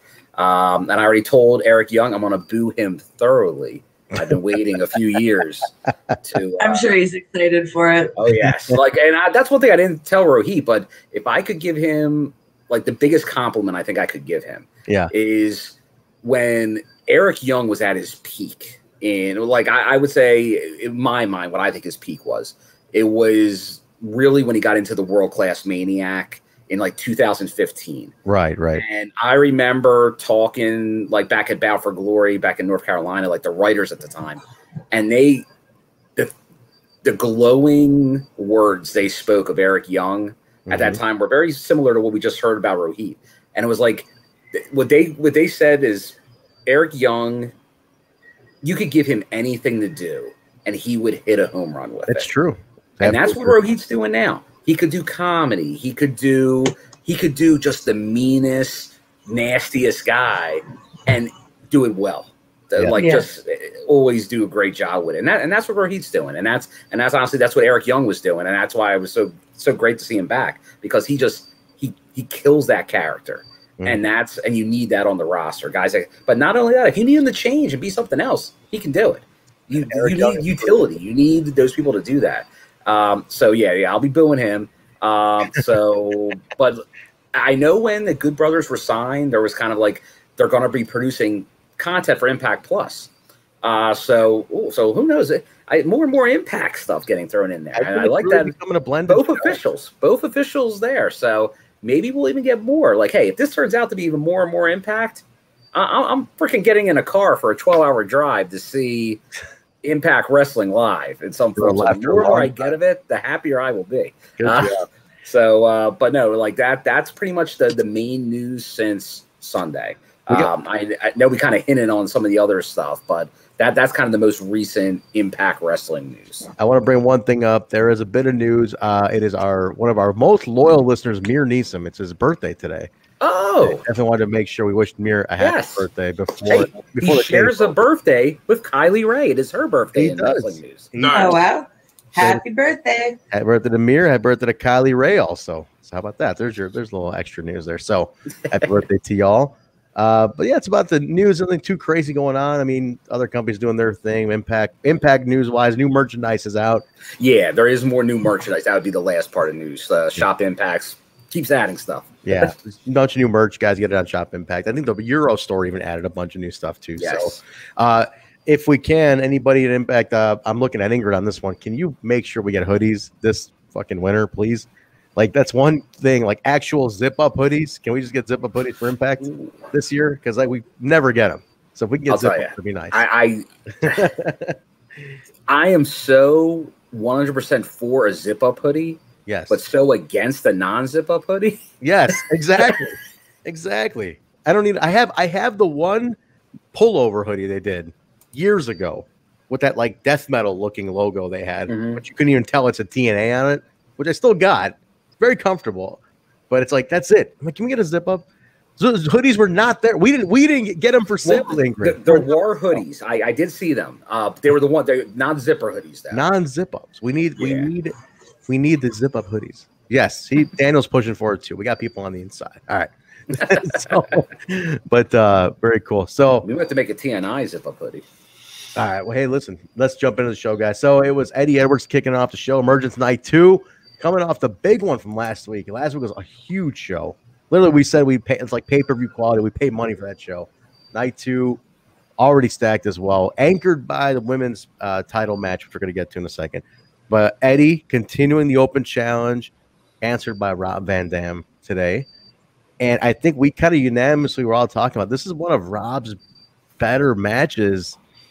Like, probably his best match, I'd say, since the new RVD, Alicia. What do you think? Like, since the Katie era of Rob, I feel like since he's come back, this has been his best match.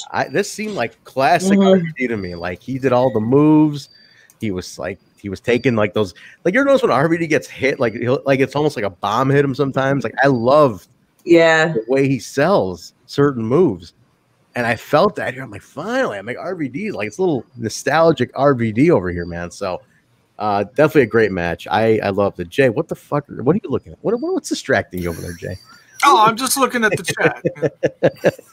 I gotta call Jay. I mean, he's looking at something. I mean, something more interesting than Bill in a moose vest. I got Bill rocking a moose vest. We have Alicia here, looking beautiful on this, and you're looking at something other than. I'm not gonna put myself over. That'd be. Trent has a nicely. I did dye my beard. I did dye my beard. So hey, come on. I actually like evened everything out. This is all just trimmed nice, because this was starting to get out of control, and this was starting to grow out. So I just evened it all out. Jay, we're putting us over. Not you. I'm asking you the questions. We're putting putting us over now. Anyway, I'm just letting you talk. I'm just moderating shit. You know. The problem is when Kyle's not here, I have no one else to beat up on. Jay, by seniority, you're the next one in line. I have to do it. Oh, okay. That's good. That's good. All right. But no, great match. I mean, I think we can all agree this was awesome. Eddie did retain, which he's on a damn awesome streak right now. Which I think is now it's coming to the point, guys, where I'm like, who is going to be the one to take it off Eddie? Like, who ends up getting into that? Who kind of breaks the wall, right? But then Eric Young is creeping, right? Like Eric Young comes down, attacks Eddie, beats up on him, yells at him. He's going to see him next week. So we got the challenge now, Eric Young and Eddie Edwards for next week. Already a huge match for next week.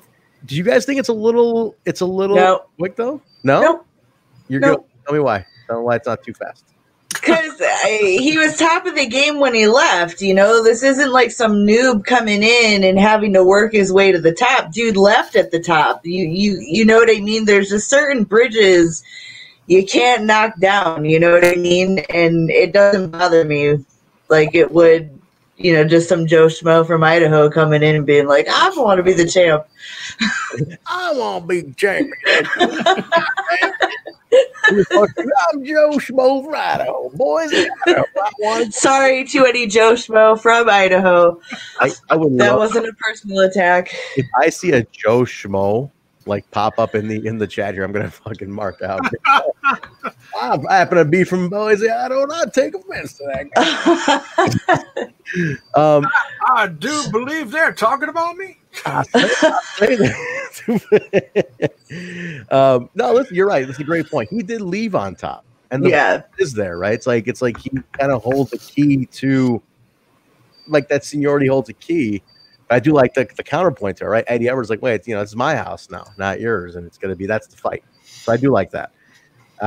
So that's already on for next week. Next week we're gonna talk about next week towards the end of the show here, but next week is stacked beyond fucking belief already. Oh my god! And I was telling Bill earlier when we were doing the watch along right after that whole thing happened with Eric and Eddie going back and forth a couple times throughout the episode. You know, the challenge, the exception, the no, I want you right now, and the brawl, the breakup, all that shit. Mm-hmm. There is an absolute fire and hunger in EY's eyes that is just, oh my god, it's he's gonna do anything he can to get that championship. I have not seen a hunger and a fire in that guy's eyes like this in such a long time, because we know where he came from, we know what happened to him, and but yeah, I'm so look. I told Bill, I said I love Eddie, but damn, I want to see EY just go nuts. Decimate.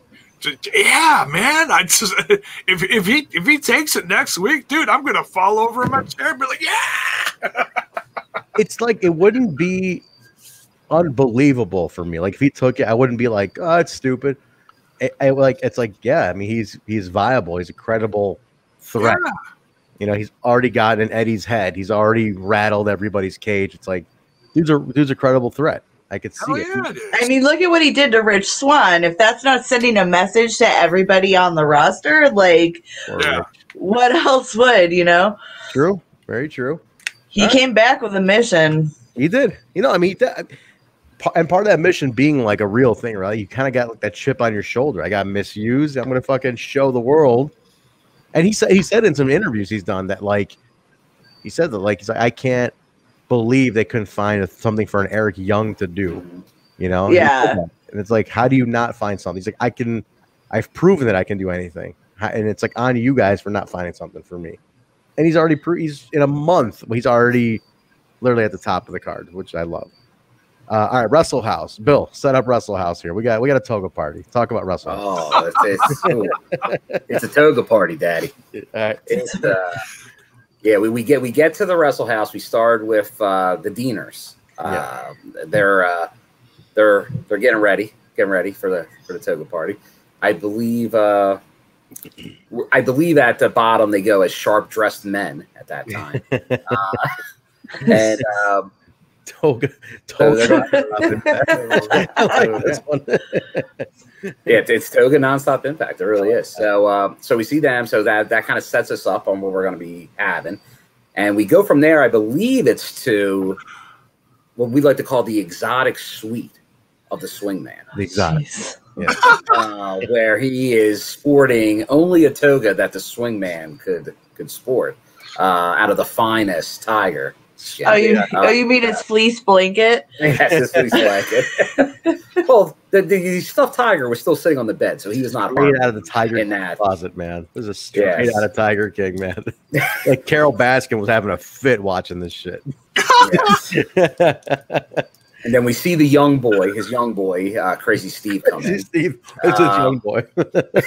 But he comes in with no pizzazz, no style. As the Swingman's not happy with his style here. He's got to dress like the Swingman because he wants to get rid of all the Mizarks in the house to leave the ladies for this guy. Yeah, he's like, what are you wearing? What are you, blind? They say that. It's like, actually, yeah, I am.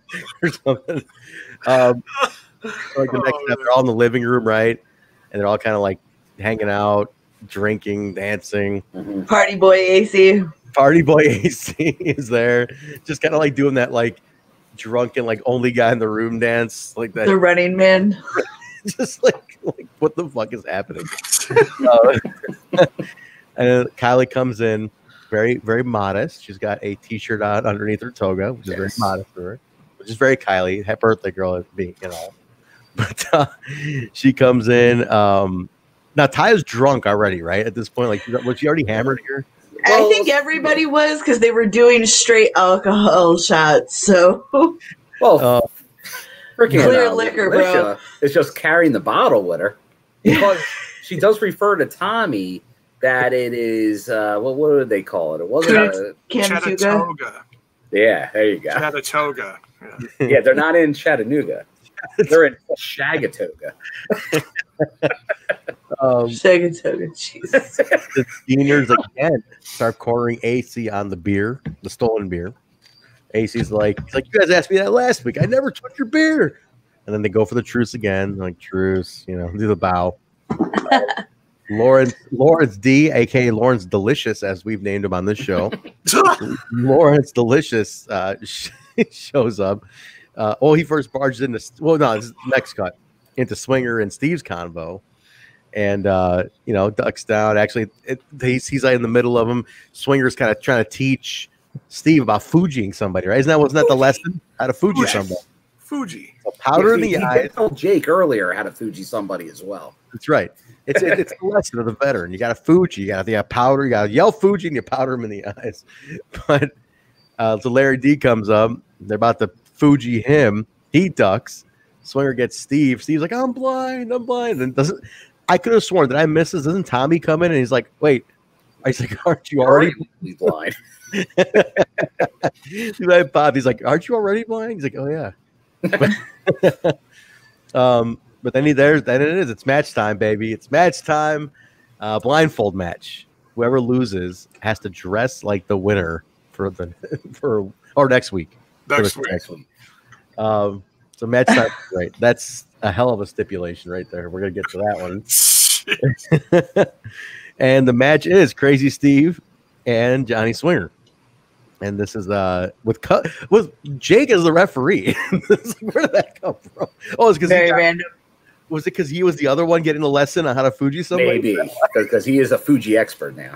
I want to know who wrote Wrestle House. Because whoever wrote this, I think it's RD. I can't confirm that. Shit. Like this is a comedic gold to me because there's so much little. Holy shit! Joe Schmo just showed up. Joe Schmo from Idaho just showed up. He's just throwing around. There it is. He's here. Joe Schmo from Idaho. Well, Joe Schmo, we apologize for the comment earlier. Alicia's comments do not reflect those of Nonstop Impact. Those are independent comments. You are absolutely entitled to a world title shot if you have earned it. Absolutely. We love your potatoes. We do love your potatoes. If my accent was wrong, I apologize. RD and Jimmy. Joe Schmo, where are you from? But I gotta say though, so before we get into the match here, Alicia Edwards though is killing it in wrestling every week. Yep, every week. Finally shining. Finally, I think this is upping everybody's game in terms of like camera comfortability. This is upping all their game, and I think it's fantastic. I think it's seeing Alicia's growth is growth is the best. Chattanooga. But she's done so well. Like, I'm so proud to see that growth in her, and I'm like, man, now you bring all this newly acquired skill to TV, to promos, to live interactions, to live matches. It's like her stock only goes higher from here, which I think is great. All right, so blindfold match. Everyone's on the outside, just cheering on everybody. So it's Steve and Johnny Swinger, and they're doing the classic like blindfold match. Everybody's cheering and booing, and somebody gets close. But it was like not even a minute, right? Like Steve rolled him up in a minute. It was like schoolboy pin. Was that it? Yeah. It's pretty quick. So that was it. Student has defeated the teacher on this one. So we're back to now we're going. So next week, Swinger, we dress like Crazy Steve, which I should be interesting. Very interesting. Anybody can pull this comedy off. It's Johnny Swinger. I love Chris Harris. We asked him about like, have you seen what Swinger's doing? And he's like, I have. And if anyone can do it, it's Johnny Swinger. Like that was his exact. There's like, perfect. If anyone's gonna do this, it had to be Johnny Swinger. So definitely, guys, if you've not heard the Chris Harris interview, it's on the channel right now. Please check that out. It's a 17-hour interview. Bill, we're supposed to keep upping it up, right, Bill? Yes. But so it went from an hour 45 to 17 hours of Chris Harris going through every America's Most Wanted match ever. Yes. One time it will be 24 hours of Chris Harris. 24 hours of Chris Harris just talking about everything. I went through every single one of my headbands. It was exhausting. A lot of headbands. Joe Schmo is just what's happening. Well, you're very over here today, Joe Schmo. You are in contention for the world title apparently today. We're back in the zone. Eddie Edwards is looking for EY, kind of just roughing everybody around. Rhino promo wants to challenge Reno Scum to a match, but he goes right for her here. He's all like, I want Heath.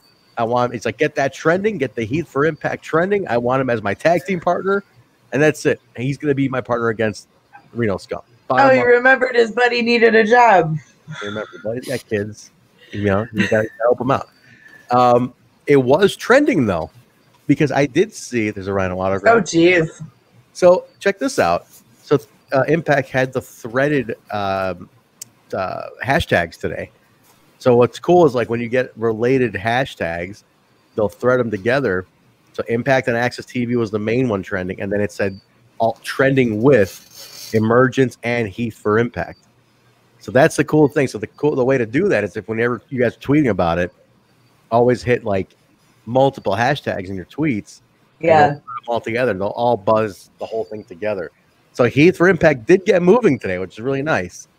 So keep it going all week from this week to next, and you're gonna get Heath on Impact with Rhino against Reno Scum, which should be a fun match. Actually, I'm looking forward to that one.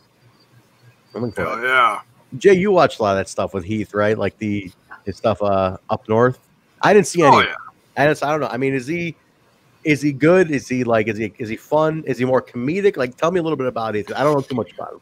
He did a lot of really goofy comedic stuff in the WWE, but this is obviously, look, he's hungry for doing something different because he was just typecast and that just didn't do anything different for years. It was always part of the 3-man band, and then they left, and then he was the only one left, so it was a 1-man band, and it really never changed for him. So he's okay. He's jacked up now. He's got the new haircut. He's focused. He can still cut the goofy comedic stuff. We see that a little bit. It's like, okay, he's doing a little bit of the, hey, I need a job, and hey, I still got kids. People know that. So that's what he's going to go to for some of it. But wait till you see him on a more regular basis surrounding people around it. You're going to see a whole new side of him break out. And I can't wait to see it, because we saw so much of this stuff before, which was fine. It's what we were fed for, you know, shoveled, spoon-fed truckloads for years. Hey, it's a whole fresh new Heath, and I can't wait. Yeah, remember what happened the last time Impact got their hands on a member of the three-man band? Yeah, I turned him into a world champion, right? No, yeah. Ted over here saying that he's a little disappointed they're doing the same thing that they had. They had other hopes for him. Bringing the audience. Yeah, exactly. I think it's a way to remind people who he is. And I think they're going to shake it quick. I think this is going to shake fast. They just need to establish him. Yes, like kind of let you know, like this is the guy you've been seeing, and now we'll shift him off of this. Like maybe they get this match under, you know, off the top here, and then like we'll go from there. So yeah. So Eddie, all right, it's the next one. Eddie comes down to the ring, calls out EY, you know, basically just pissed off what EY did. Jumping up. Right now. Jay, where are my sound bites? I'm looking to you on this, man. What were sound bites today? Holy shit. Dude, I'm already tapping. I'm already almost 2 hours into this, dude. I'm tapping out. I'm gonna make up for the Johnny Swinger. Here we go. You guys swing? Yeah, I gotta talk about other stuff. I mean, we gotta like make up for some other ones. What a scumbag! And for shits and giggles, why not the? Hey, Vince Russo, how you doing? How you doing? So EY's doing the psychological thing, right? He's basically saying Eddie's approach is pathetic. He's like, you're pathetic. You got no chance. I'm playing checkers. Playing checkers. I'm playing chess. You're playing checkers. So he's doing that, which I like. I like that line a lot. So he's in his head. He's like, next week. It'll be next week. Eddie's like, right, fine. It can be next week, but I'm going to whoop your ass now. And they brawl. Security's out there. Refs out there. Scott D'Amore takes a bump. And and the funniest thing was during the Twitch break, all Melissa would talk about was how Scott's hair looked really nice. And I'm like, what? People in the comments keep saying she seemed drunk. I didn't watch on Twitch, so I don't know. Does this happen often? I mean, she sways bad. But I'm like, she literally went on about his hair. She's like, his hair looked really nice. Like, yeah, got a little touch, a little color in there. I'm like, what are we talking about here? Can we talk? I'm like, okay, yeah, his hair she's sweet. Good. I love her. And I'm like, yeah, his hair looks good, but like, he took a bump. Can we talk about that for a second? It was just so random. I'm like, who was looking at his hair? All I gotta say is that if EY actually wins next week, he could be proud as a peacock. Sure could. Attaboy. The attaboy, Jay. But keep it up. But I'll tell you though, I can't think we can't overlook that we all started having Team Canada vibes right about this. Oh yeah. You got Eric Young, you got the coach, Scott D'Amore out there taking a bump. Because Eddie pushed him, though. Let's keep that in mind. Man, he ran over like a freight train. Yes. So Eddie, what the hell was that? Somebody have a cricket in their house? Holy shit! Did anybody hear that? I hear that too. Me. There's a cricket somewhere around here. I was like, what the fuck? You don't want the audience to be crickets. Yeah, that's are we that bad? Fuck. I try to keep literally. Where is it? Man, that's inside for sure. That's near your microphone. I saw it. It's like mic. This small. It keeps running back and forth on the back of the laptop. That's hilarious. Yeah, because it was like right next to your speaker. Loud as shit. Sorry. Once again, the pod. So Cricket has made an appearance on the podcast. Alicia, if you find that thing, maybe you could.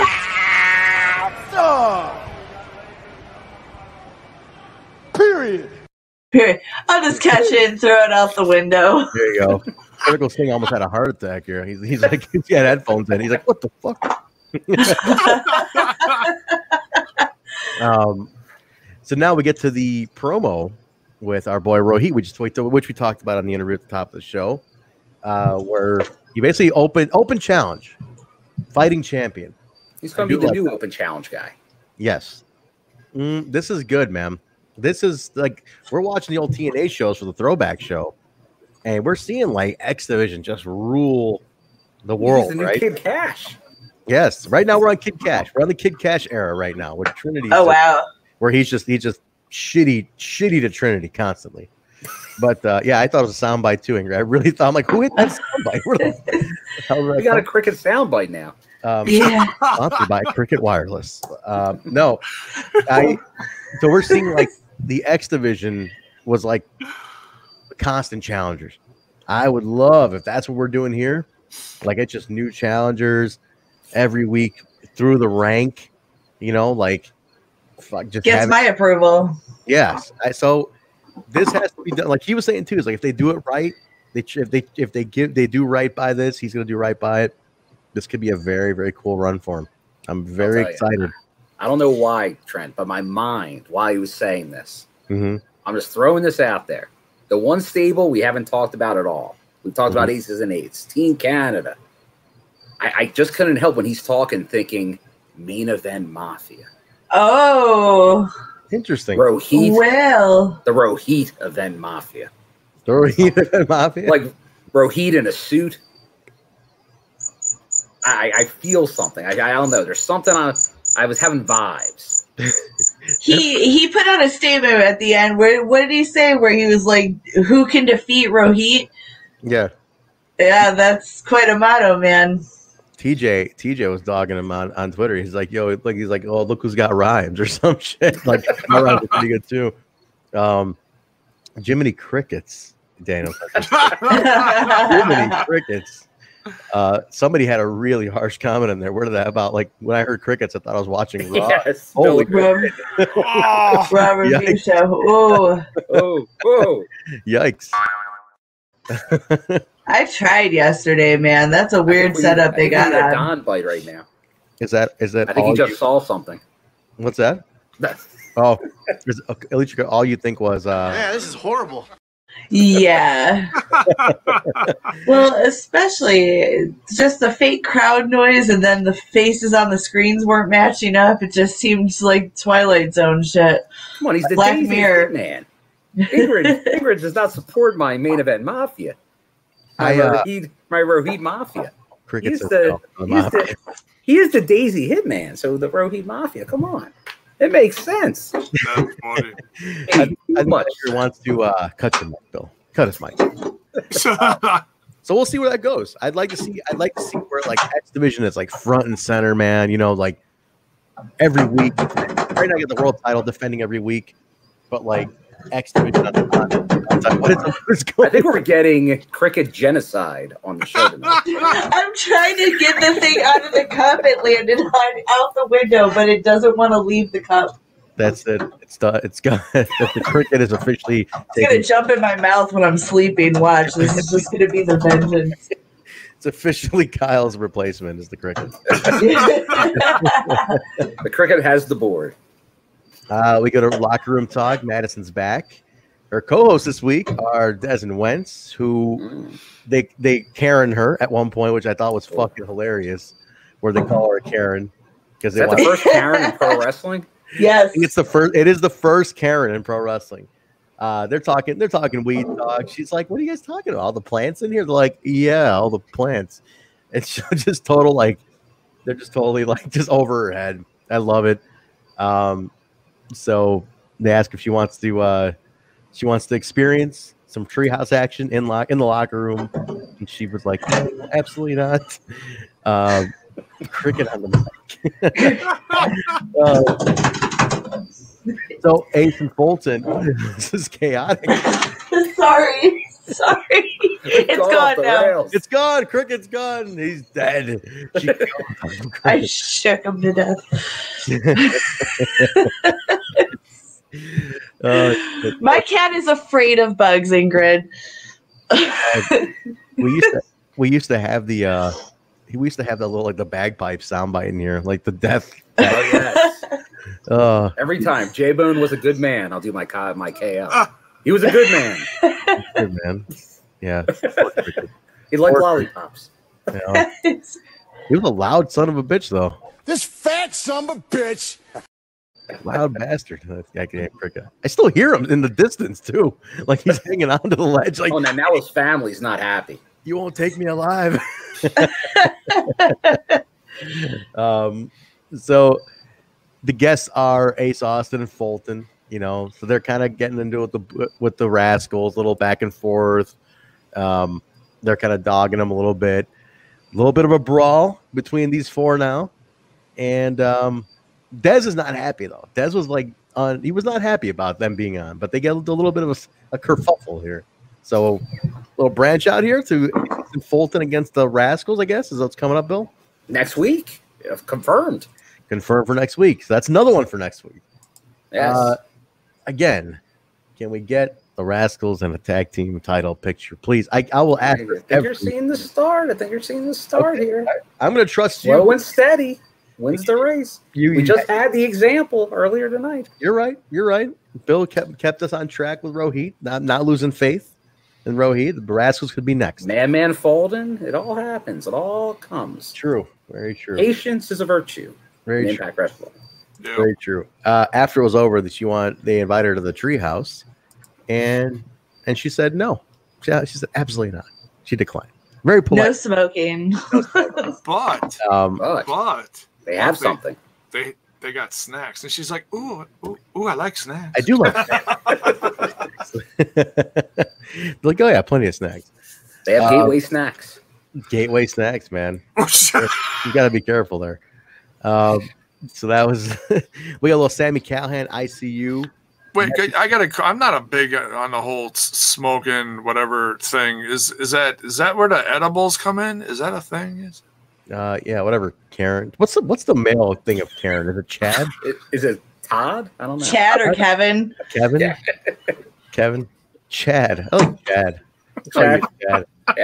Whatever, Chad. Whatever, square. Way to bring down the party, Chad. I think I've heard Todd a couple times as well. Todd and Karen. I go Todd. Todd works. Look, as long as I'm not a dangling Chad, okay? That's dangling Chad. A hanging Chad. My God. Poor Jaybone. Poor Donald. Ingrid's with Donald. I think Donald. Donald is not the opposite of Karen. Jake from State Farm. Kevin. Joe Schmo saying Kevin. Jake from Kevin State Karen. It rhymes. Ted is saying throw a fireball out that window. Shut the goddamn crickets off. Molotov cocktail. Oh, so have we established that Trey isn't really with the Rascals anymore? Because he wasn't part of this. Yeah, he wasn't. That's the thing. Like he's officially. I mean, I don't know. He's officially broken out, right? I mean, unofficially, probably, but I would say so. But last week we were kind of like, what happens to Trey now? I think he's licking his wounds after Moose gave him an ass whooping. So now what though? You know, so like now what happens to him? Where does he go? I think we just gotta wait and see, because obviously, look, like I said, last few weeks we've been reflecting on this. He headlined Slammiversary. He faced Moose. There's got to be something. Something. I think we might see him and our guest earlier tonight lock it up. That's what I was thinking. I'm like, he might take on that open challenge. You know, that could be the first challenger. Yeah, Ingrid says, you know, Trey's still a rascal. Through and through, absolutely. He's he'll always be a rascal, but physically he's not. Yeah, I mean he's a little bit separated, which is fine. You know, he's just doing a solo album. He's doing this exactly. He's doing a solo. Right. They're still a band. He's doing exactly. That's a perfect thing. What happened to Mrs. Miguel though? You know, what happened to Trey's mom? Bring back Mrs. Miguel. That's good. Well, Ace stopped trying to bang everybody, so they dropped that pretty quick. That's true. Yeah, Miss Miguel went home. I think she's still in therapy. She's social distancing according to hockey. ICU promo from Sammy, which was cool. He's challenging RVD, basically warning RVD is going to be there next week. To get this character over more, we need more. There's got to be more Sammy interference. Like remember in the beginning, you were getting a little like the interference in the stream in the show, like things were happening. Yeah. Disruption, right? You can keep disrupting. Like it's not just because we know who it is doesn't mean he can't keep disrupting. The idea is he's still this hacker. He's still got. Well, he's feuding with Katie, right? Feuding with Katie. That's why he challenged RVD now for next week. So they got that going on, but I still want to see him do more of the shit, like interfere with the feed. They got to commit 100% to it. Yeah, and I feel they haven't yet. I feel like we haven't gotten a full starts. Yeah, it's a little bit, but it's like, man, we need more to get this over. Give it a little more time. Maybe 2 segments a show. It could be brief, but give me a little more out of it. Agreed. Back up after this RVD. Yeah, maybe a little bit of a victim of COVID. Could be. I mean, a lot of crowds reacting to it and stuff. True. When it started. Because initially it had legs, it had more legs because you were doing it at live shows and having people scan the codes and all that. That makes sense. Okay, I didn't think of it like that. Yeah, it's a good point, Bill. It's a good point. We get the EC3. Now this was interesting. This was a very interesting. This EC3 kind of monologue here was long. Felt like a good 4 minutes at least. This was a long thing. But he goes into the whole thing. He's holding the belt. Flashbacks about when he won the title on July 1st, 2015. He says the date, beat Kurt Angle. Happy. I love the broken character that he's the broken man that he is. He's like, that was the last time I was happy, and it was all downhill from there. And it's like, oh shit! And he's like going in through all the pain and hurt and regret. And he's not himself. He's not afraid to put himself in the line again at this point. He wants to go back to the man he used to be, happy, proud, and free. But in order to do that, he needs to destroy the championship. And once he officially wins it back, he can destroy it and finally set himself free. So this is like it's like a guy letting something go. Like this is letting that anger go. Don't look back in anger, EC3. That's what this is. A redemption song. This is a redemption song. This is what this is. So Mike, tonight really kind of sucked me into the whole EC3 thing because before it was kind of like just kind of flatlining a little bit for me, and now I'm like, oh, okay, light bulb went off. I'm on board. Yes, and at least it gave it some direction. That was because I'm like, all right, where are we going with this? But today it finally got some direction. Jay, I mean, you guys watched along with it. What did you think? Oh, it was good. Yeah, I mean, I think it was all the little moments leading up to this, and this was the big, like you could say, like a big reveal. Like, oh, I get it. It's exactly what Alicia said. It's like, okay, we see where the focus is now. We see what his plan is. I was still waiting for Sweet Aunt D to come up behind him, but we didn't get that. I would actually like it. I would actually like it where he wins it and he's just like him and Aunt D destroy it together. He's thinking of it. It has to be so monumental how he destroys it. Yeah. So it's got to be something. It's got to be interesting the way this happens. I do like that he did a reference. He goes, I don't care how you got it, Moose. And I don't care what weird ways you claim the championship, but I know I have to take it from you, which I like that. I do like that he was like, I got either whatever it is, I need to just get it from you and destroy it. So this is kind of cool. And this is where it was all leading. It makes it even better. Mm-hmm. Interested to see where this goes. Now there was nothing announced for this one, obviously, right? Nothing announced for this one, so it just makes you think: can it be all the way to Bound for Glory? I think could be. Yeah, I think you'd have to, right? Because like they got to save some things to do in front of fans. Yeah, and Bound for Glory is still iffy. Actually, from what I understand, it's still. I don't think we'll have it in front of fans, but you at least got to stretch it out. You can't go because he's doing this ROH thing where the narrative is stretching into other places. It's kind of doing that open challenge kind of thing where he's like Aries did, showing up everywhere. So he's spreading the good word. This I'm interested now. Like you said, this hooked me, Alicia. I was like, now I kind of got some direction on it.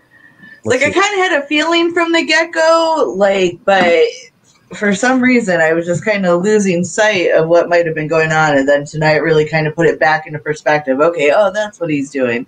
Yeah. I like it. Of course, I'm a huge EC3 fan, so this is going to be exciting regardless. Yeah, I'm excited for it.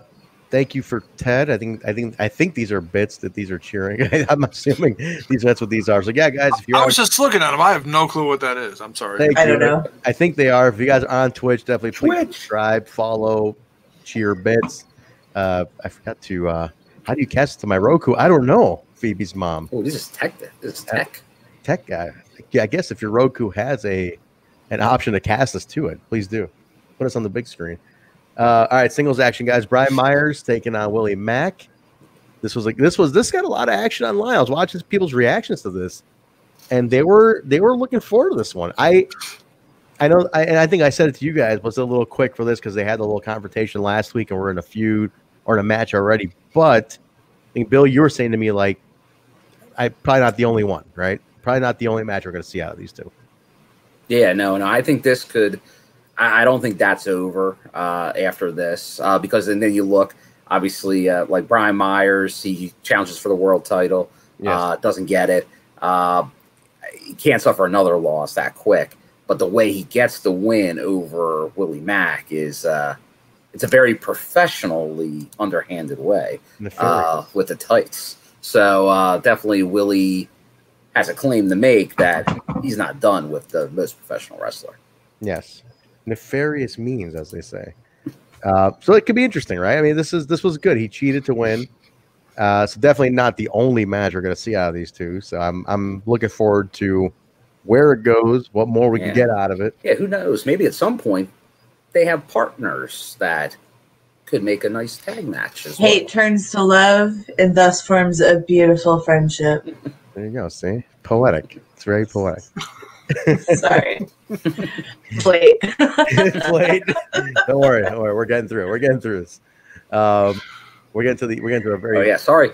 Referee Daniel was the ref in this match, but now he knows. He did not see, but now he's recognizing it. He's recognizing it. Yes. He has to look at that professional wrestler going forward. Yeah, what the hell, Daniel? I mean, this is some bullshit here, man. I'm gonna have my eyes on you in Georgia. Make sure you don't miss any of this. I do. Daniel, what's the nickname? The arm sleeve referee? Is that what I saw on a T-shirt of yours? something about the arm sleeve. Reminded me what that was. All right, so we go back. All right, Wrestle House. This is it. I was hooked. I ended up feeling very soap opera-y vibes here during this Wrestle House segment. The second half really took a turn. It got me. It got me. Rosemary's all set for a date with Lawrence Delicious. Alicia Edwards wants to talk to her before that, and she's like, I know you're using Larry to make John jealous, and she's like, you're breaking his heart. She goes, no, he doesn't even care, or whatever. She's like, whatever. But then Dreamer tells Bravo, he's like, you got to man up, man. You got to stop Rosemary's date with Larry D. And he's like, she doesn't even know. It's not like that. And he's insecure, not feeling it. He's just scared to say anything. Extra virgin. Extra virgin. Jaybone, get on that quick. Sound bites are right there for the take. Look at his face. For the take. Get on that extra virgin olive oil, Jaybone. Extra virgin olive oil? Not quite, John. Extra virgin? Yeah.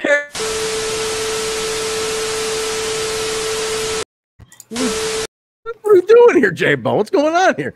Put this man to bed. Cut his mic. Going soundbite happy. Unfucking believable. What is happening to you? Yeah, this is horrible. So Rosemary's gonna go through with her date. We see Larry puts on the ring. Was it ring rust? Oh yes. He put an extra couple spritzes on right before she walked in the room, and she damn near fell over and choked. He wanted to let her know what a real man smells like. Yeah. He sprawled down the table, all sexy like. Yeah. Sting didn't want us to talk about it, but Sting doesn't want to talk about the story. Why not? Why does? He's very sexy. George Costanza like on that table. Yes, I was thinking the same thing. Just looking like a snack on that table next to the actual snack. But Larry Delight, Larry Delicious, just whatever you want the D to be, it can be yours. But Rosemary keels over. I don't know what the fuck I just said there. John comes in and he tries to put an end to that date by slapping Larry Delicious. And he's like, "No way, man." He's like, "You get your hands off." It was very George McFly. Like, "Oh, you get your damn." He doesn't like confrontation. Very much so. Very well. Back to the Future vibes here, but that led to one thing. When you have a confrontation in Wrestle House, Jaybone, what does that lead to? Match time. That's what it was. Match time, and it's going to be John E. Bravo, special guest Acey Romero with against Larry D. And it was done before the bell even rang. Acey Romero had a Egyptian Egyptian scarf on his head at one point. That was like referee stripes. He was still enjoying the toga party. He was. 2 punches, over, done. Larry D gets the win. That was it. John is defeated on the outside, but then he admits it. Then the big reveal comes in. He says it, that he has feelings for. He tells Taya, he's like, "I got feelings for Rosemary," and Rosemary's like, "What? You have what?" And he's like, "Yeah, I do." Then Valkyrie's all pissed off. She blames Rosemary for ruining everything, including this whole stupid show. And then she thinks Rosemary's just jealous of her, and they challenge her. She challenged her next week, a winner-take-all match, which includes Bravo. And she didn't say what the rest of it was. The winner-take-all, including Bravo, and that's next week. Now, is that the fun? Is that the finale? Is that a poll? John E. Bravo on a pole match. Let's get Russo in here. Let's book that. Let's put him on a poll. Okay. Put him in a cage over the ring. Oh, it was a ref shirt on his head. Okay, I thought it was like one of those Egyptian headdress type thing. I couldn't tell, but is this the finale? Is this the? Because remember, the conclusion. It has to be it, right? Because once he reveals his feelings and it happens, that's the end of it. That's how they can all get out of Wrestle House. No, it ends when she gets the extra virgin olive oil. Is that what is okay? So I was very unclear on this, but I guess extra version. I guess when that happens, because isn't her whole gimmick, not gimmick, but her whole point of pursuing him is to get his soul, because it's pure, right? Is that it? Wait, because she did it in other sketches where she was in the background stealing souls from people. Holy shit! And they weren't pure, right? He's when she was at the bar. Yeah, and that's why she was lingering and nothing's helping. Oh, that's it. That's right. And then she saw him, and then the wolf ears went up, and that's where it's been ever since. God damn it! I did not even tie that back in. This is brilliant writing. Slow burns. Impact is great for the slow burns. So in theory, this could absolutely be a headliner next week. I mean, this is. I'm wish I had the proper background cut in for this, but I don't. So I'm just gonna do my best / worst Ultimate Warrior. It's the battle for Bravo. It is, and somebody is going to. I have seen the penis. I mean, something's going to happen there, but at the end of it, it is definitely going to be a attraction match with La Güera Loca. We don't have a Rosemary bite. We need to get a Rosemary bite. Kyle is slacking. Rosemary bite? We don't have a Rosemary bite. How do we not have a Rosemary bite in here? We do have others. We just don't have a Rosemary. I should have played this for the Trey one though. We had the Trey bite. Because you want to know the conversation that I want to have right now? Would have been perfect for the Trey one, the Trey moment. But so yeah, Taya and Rosemary. It's gonna be good. These two have great chemistry. They've had amazing matches in the past, so I expect nothing less out of this one. But I gotta admit, man, I'm watching that and he's revealing his shit. I'm like, holy shit, you kind of got that sitcom-y moment. I just finished watching 8 seasons of Full House, guys. I'm in a sitcom mindset right now. Wow. And I had a very sitcom reveal. I'm like, I like you. It's like, wait, you what? And then the whole crowd's like, ooh, I picked all that. And then them getting together and everybody's like, wow, It's not going to be the happy ending people are expecting, though. I just watched 8 seasons of Full House. I'm expecting nothing but happy ending. By the way, I started Fuller House. Not terrible. Not as good as the original. Not terrible. Well, you did notice they did a name drop here. They went Stefan and Family Matters. Yeah, that's right. Yeah, that's right. I meant to mention that. Yeah. He said, "What was the setup?" He said, "He's like the Stefan." He's like when Steve. Well, yeah, Lawrence D. He's like Stefan now. Who? You know, Family Matters. It was so good. Jake said that, right? Yeah. Jake and Cody, yeah. Oh, it was so good. I meant to call that out because it was so perfect. He's like, yeah, he went to Stefan. Like when Steve went to Stefan, it's so true. All right. So that's going to be next week, guys. That'll be good. All right. Main event. Is that we're on main event here? Well, let's run down next week's card. We got that because they announced it right before the main event. Yeah. Fulton and Ace take on the Rascals. Sammy and RVD. Eddie Edwards versus Eric Young for the title. And then I think that's it so far, right? Nothing else, Bill? Those four? Those three. I believe that is already the. Oh, and I guess the. Was there another one that's like an unknown? Oh, we have Heath and not advertised, but if he gets the votes from you, the fans, he will be tagging with Rhino versus Reno Scum next week. Yes. Yeah. So that's the main. I guess y'all better vote. That's right. Get on there. All right. Main event, knockouts, title, Iron. I was really hoping they called it the Iron Woman match, but it's nah. It's. I think that they made a point not to do that. Yeah. I think when somebody up north, but down south, who did a match, they made sure to call it Iron Woman match. And I think they wanted to say, no, it's an Iron Man knockouts match. Gotcha. Yeah, Okay. man, I'm surprised both these women still have arms after this match. Limb work.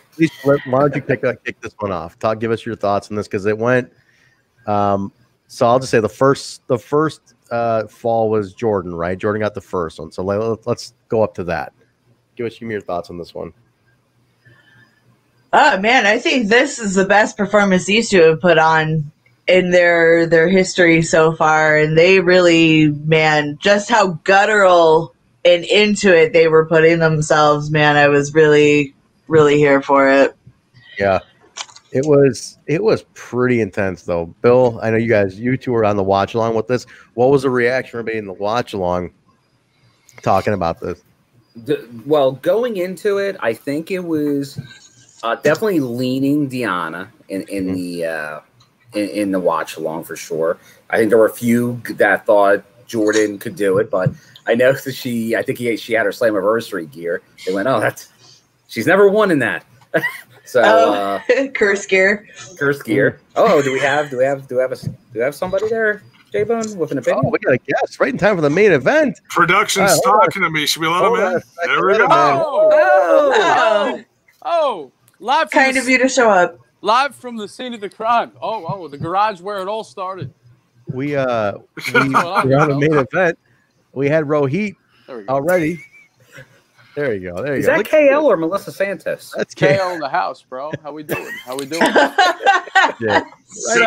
Good to see you, man. Right on time, man. Yeah. We're ready to start the review, right? Where's Rohit? Rohit's Rohit. coming on for an interview now, right? What a scumbag! He should be here any second. All right, I'm ready. I got my questions ready. I've been the whole week for this, man. Beautiful. Ready. Beautiful. Damn, it feels good to be a gangster. There he is. Good to see you. Good to see you come back. Yeah. You guys would have thought I died at this point. Feels good to come around. A little late at night, so I gotta can tell have you, the scum garage. I gotta tell you, Kyle. It's Mir's birthday today. Mir needs him, and he said his birthday has been fantastic because you are not on the show. That's what his exact word. Fuck your birthday, Mir. Fuck that disgusting, ugly birthday cake I saw you put on social media. Looked like an excuse of a cake. Not a Fudgy the Whale. Nothing respectable. Fuck your birthday. This is my show. I created it. I haven't been on it in 6 months, but I can come in whenever I want. Continue. Sorry. Because we ain't scared of nobody. If any one of them wanted to run up right now, you know what I would do? Run up. Fighting the words, man. All right, Kyle. We're about to talk some main event here, though, man. Jordynne and Deonna went a half hour, and Bill, you were saying, go ahead. You were in the middle of something here. Yeah. So they definitely were leaning Deonna. But as they were going through the match, obviously, I would say the style of the match became very Deonna more in her favor. Very technical, very submission oriented. Like we talk about limb work a lot when we talk about Deonna. But Jordynne, who usually you're more familiar with her power moves, we were kind of waiting for that to kind of go through. As we're watching, I think all of us thought that there could be multiple pins in this match. But we went through that first 15 minutes just flew by. Yeah. What got outside a little bit. Some people were like, maybe there's not going to be a winner. It's going to be a no falls as we got through that first 15 minutes. But then, yeah, it kind of all came together near the end there, where surprisingly enough, that first fall scored by Jordynne on a tap out. Well, not a tap out, but she couldn't raise her arm that third time, Deonna. So then it's 1-0. Referee Toll gives her time to get back to her feet, starts to back up again. I think a lot of people then were thinking new champ at that point. Well, Toll gets hit right about here, right? He's out. He gets taken out. That would never have happened to Daniel Spencer. Daniel Spencer would have taken that shit. They're like, fuck this. I'm back up. I'm here. Yeah, poor Brandon Tolles now. He gets the knockout in some of these big matches. And he does get the bump. All that working Deonna pulls him in front of her. Toll's been posting all this working out, new like biceps, abs. Fucking gets taken out. One hit, then he's out. Well, I'll say this though. When he goes down, you would have think his balls got kicked up through his chest, through his brain, because I think he even left residue from his mouth on the mat. Jeez. Like I think he was like coughing up. It was hard. It was a hard sell. The camera came in on him, and he was all, oh, dude, he was selling hard. It was hilarious. I was like, oh, man, can we get a new ref, please? Can we get a new ref? Poor guy. Yeah. I'm just looking. It wasn't a Rudy Charles situation, I'll say that. Oh, Rudy Charles, my God. We're watching some of his old TNI. It blows my mind how Rudy Charles was head referee over Andrew Thomas. Unbelievable. If you guys know what we're talking about.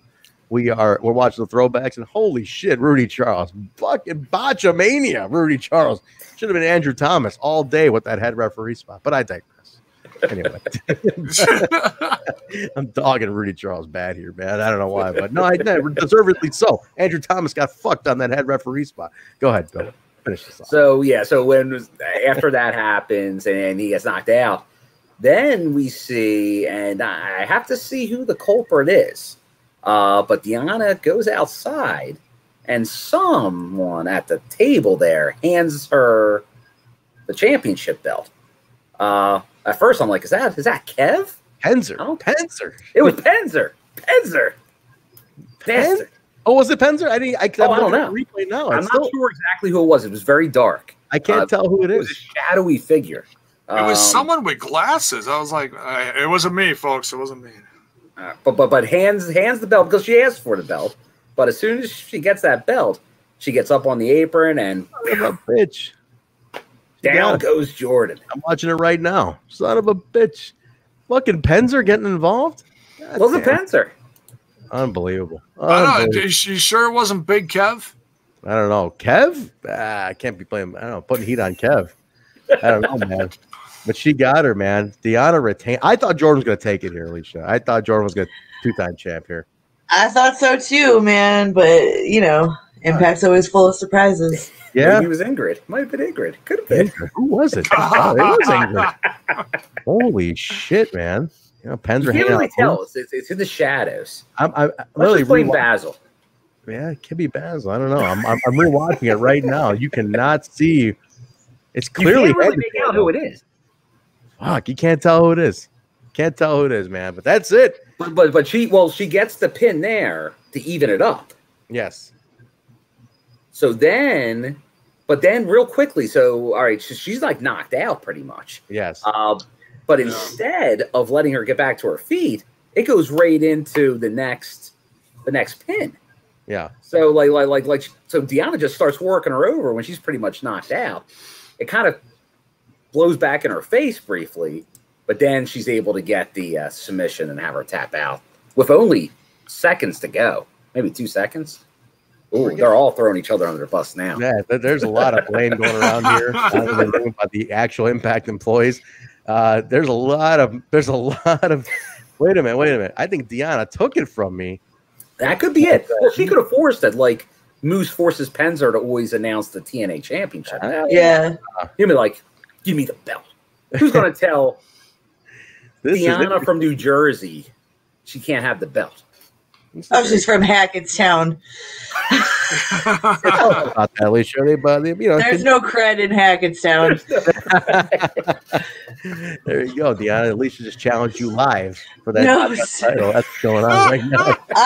I just live in Hackettstown and kind of know the area. Oh shit! You're from the same town? Yeah, I live in the same town. Yeah. Oh well, shit! This match has to happen. I can't wait for this to happen at a show one day and some shit talking ensuing. I can't wait for There's been times where people will just come up wait, and they'll remember shit you said on a show, and they'll I was listening to Penzer's podcast, and actually speaking of Penzer, listening to Penzer's podcast, he had Mark Madden on from WCW, and he says how he would get heat for the shit to this day, DDP and shit would give him heat for remember when you called me a Leatherface in 1999? I was a fucking heel announcer. What the fuck do you want me to say? That's bullshit. Fuck you. And it's people will never forget what you say on a broadcast, including this. I swear to God. She's gonna come up to you one day, you see her on her show, she's like, oh, you want a shot at this title, huh? Hackettstown, what's up? Hackettstown, what's up? Just give me one good chop, I'll die. It'll be over. Done. I've been at shows where people will pay wrestlers to chop them, which I think is the pinnacle of fucking lawsuit. Pinnacle of you have reached ultimate Mark level. If you're paying, I literally seen people pay Pentagon and Phoenix to chop them $20 for a full-on chop. This is easy money, unbelievable. But we definitely digressed off of that. But no, she is still a champion. Deonna retains. Now, let me ask you this before we end it. Who steps into the next contendership? Kylie Ray. Kylie Ray, right? That's it. And I'm going to tell you, because if we're coming to a conclusion of Wrestle House, where is she going to go? She's the #1 contender. That's right. I forgot. She has the title shot. So Kylie Ray coming up next. So that's it. Kylie Ray. Birthday girl. And it's her birthday in Chicago for 11 more minutes. So, Kylie Ray, we're with you on this one. Happy birthday, Kylie. Happy birthday, Kylie Ray. So, this could be it. This could be Kylie. So, before Bound for Glory or at Bound for Glory? What are we thinking, guys? Maybe something just not too far down the road. I don't think, it certainly could happen at Bound for Glory. That would certainly be Bound for Glory worthy. Yeah. 2 months, though. Yeah, Bill, right? That's a long time, because I thought it was going to be Bound for Glory this whole time. But now I'm thinking, unless they do another match, because I still think we're getting something Rosemary and Taya at Bound for Glory as well, unless somehow it all gets mixed together and you get 3 or 4 of them in maybe a stipulation match. I was a big fan at Slammiversary, the Monsters Ball, for the Knockouts title.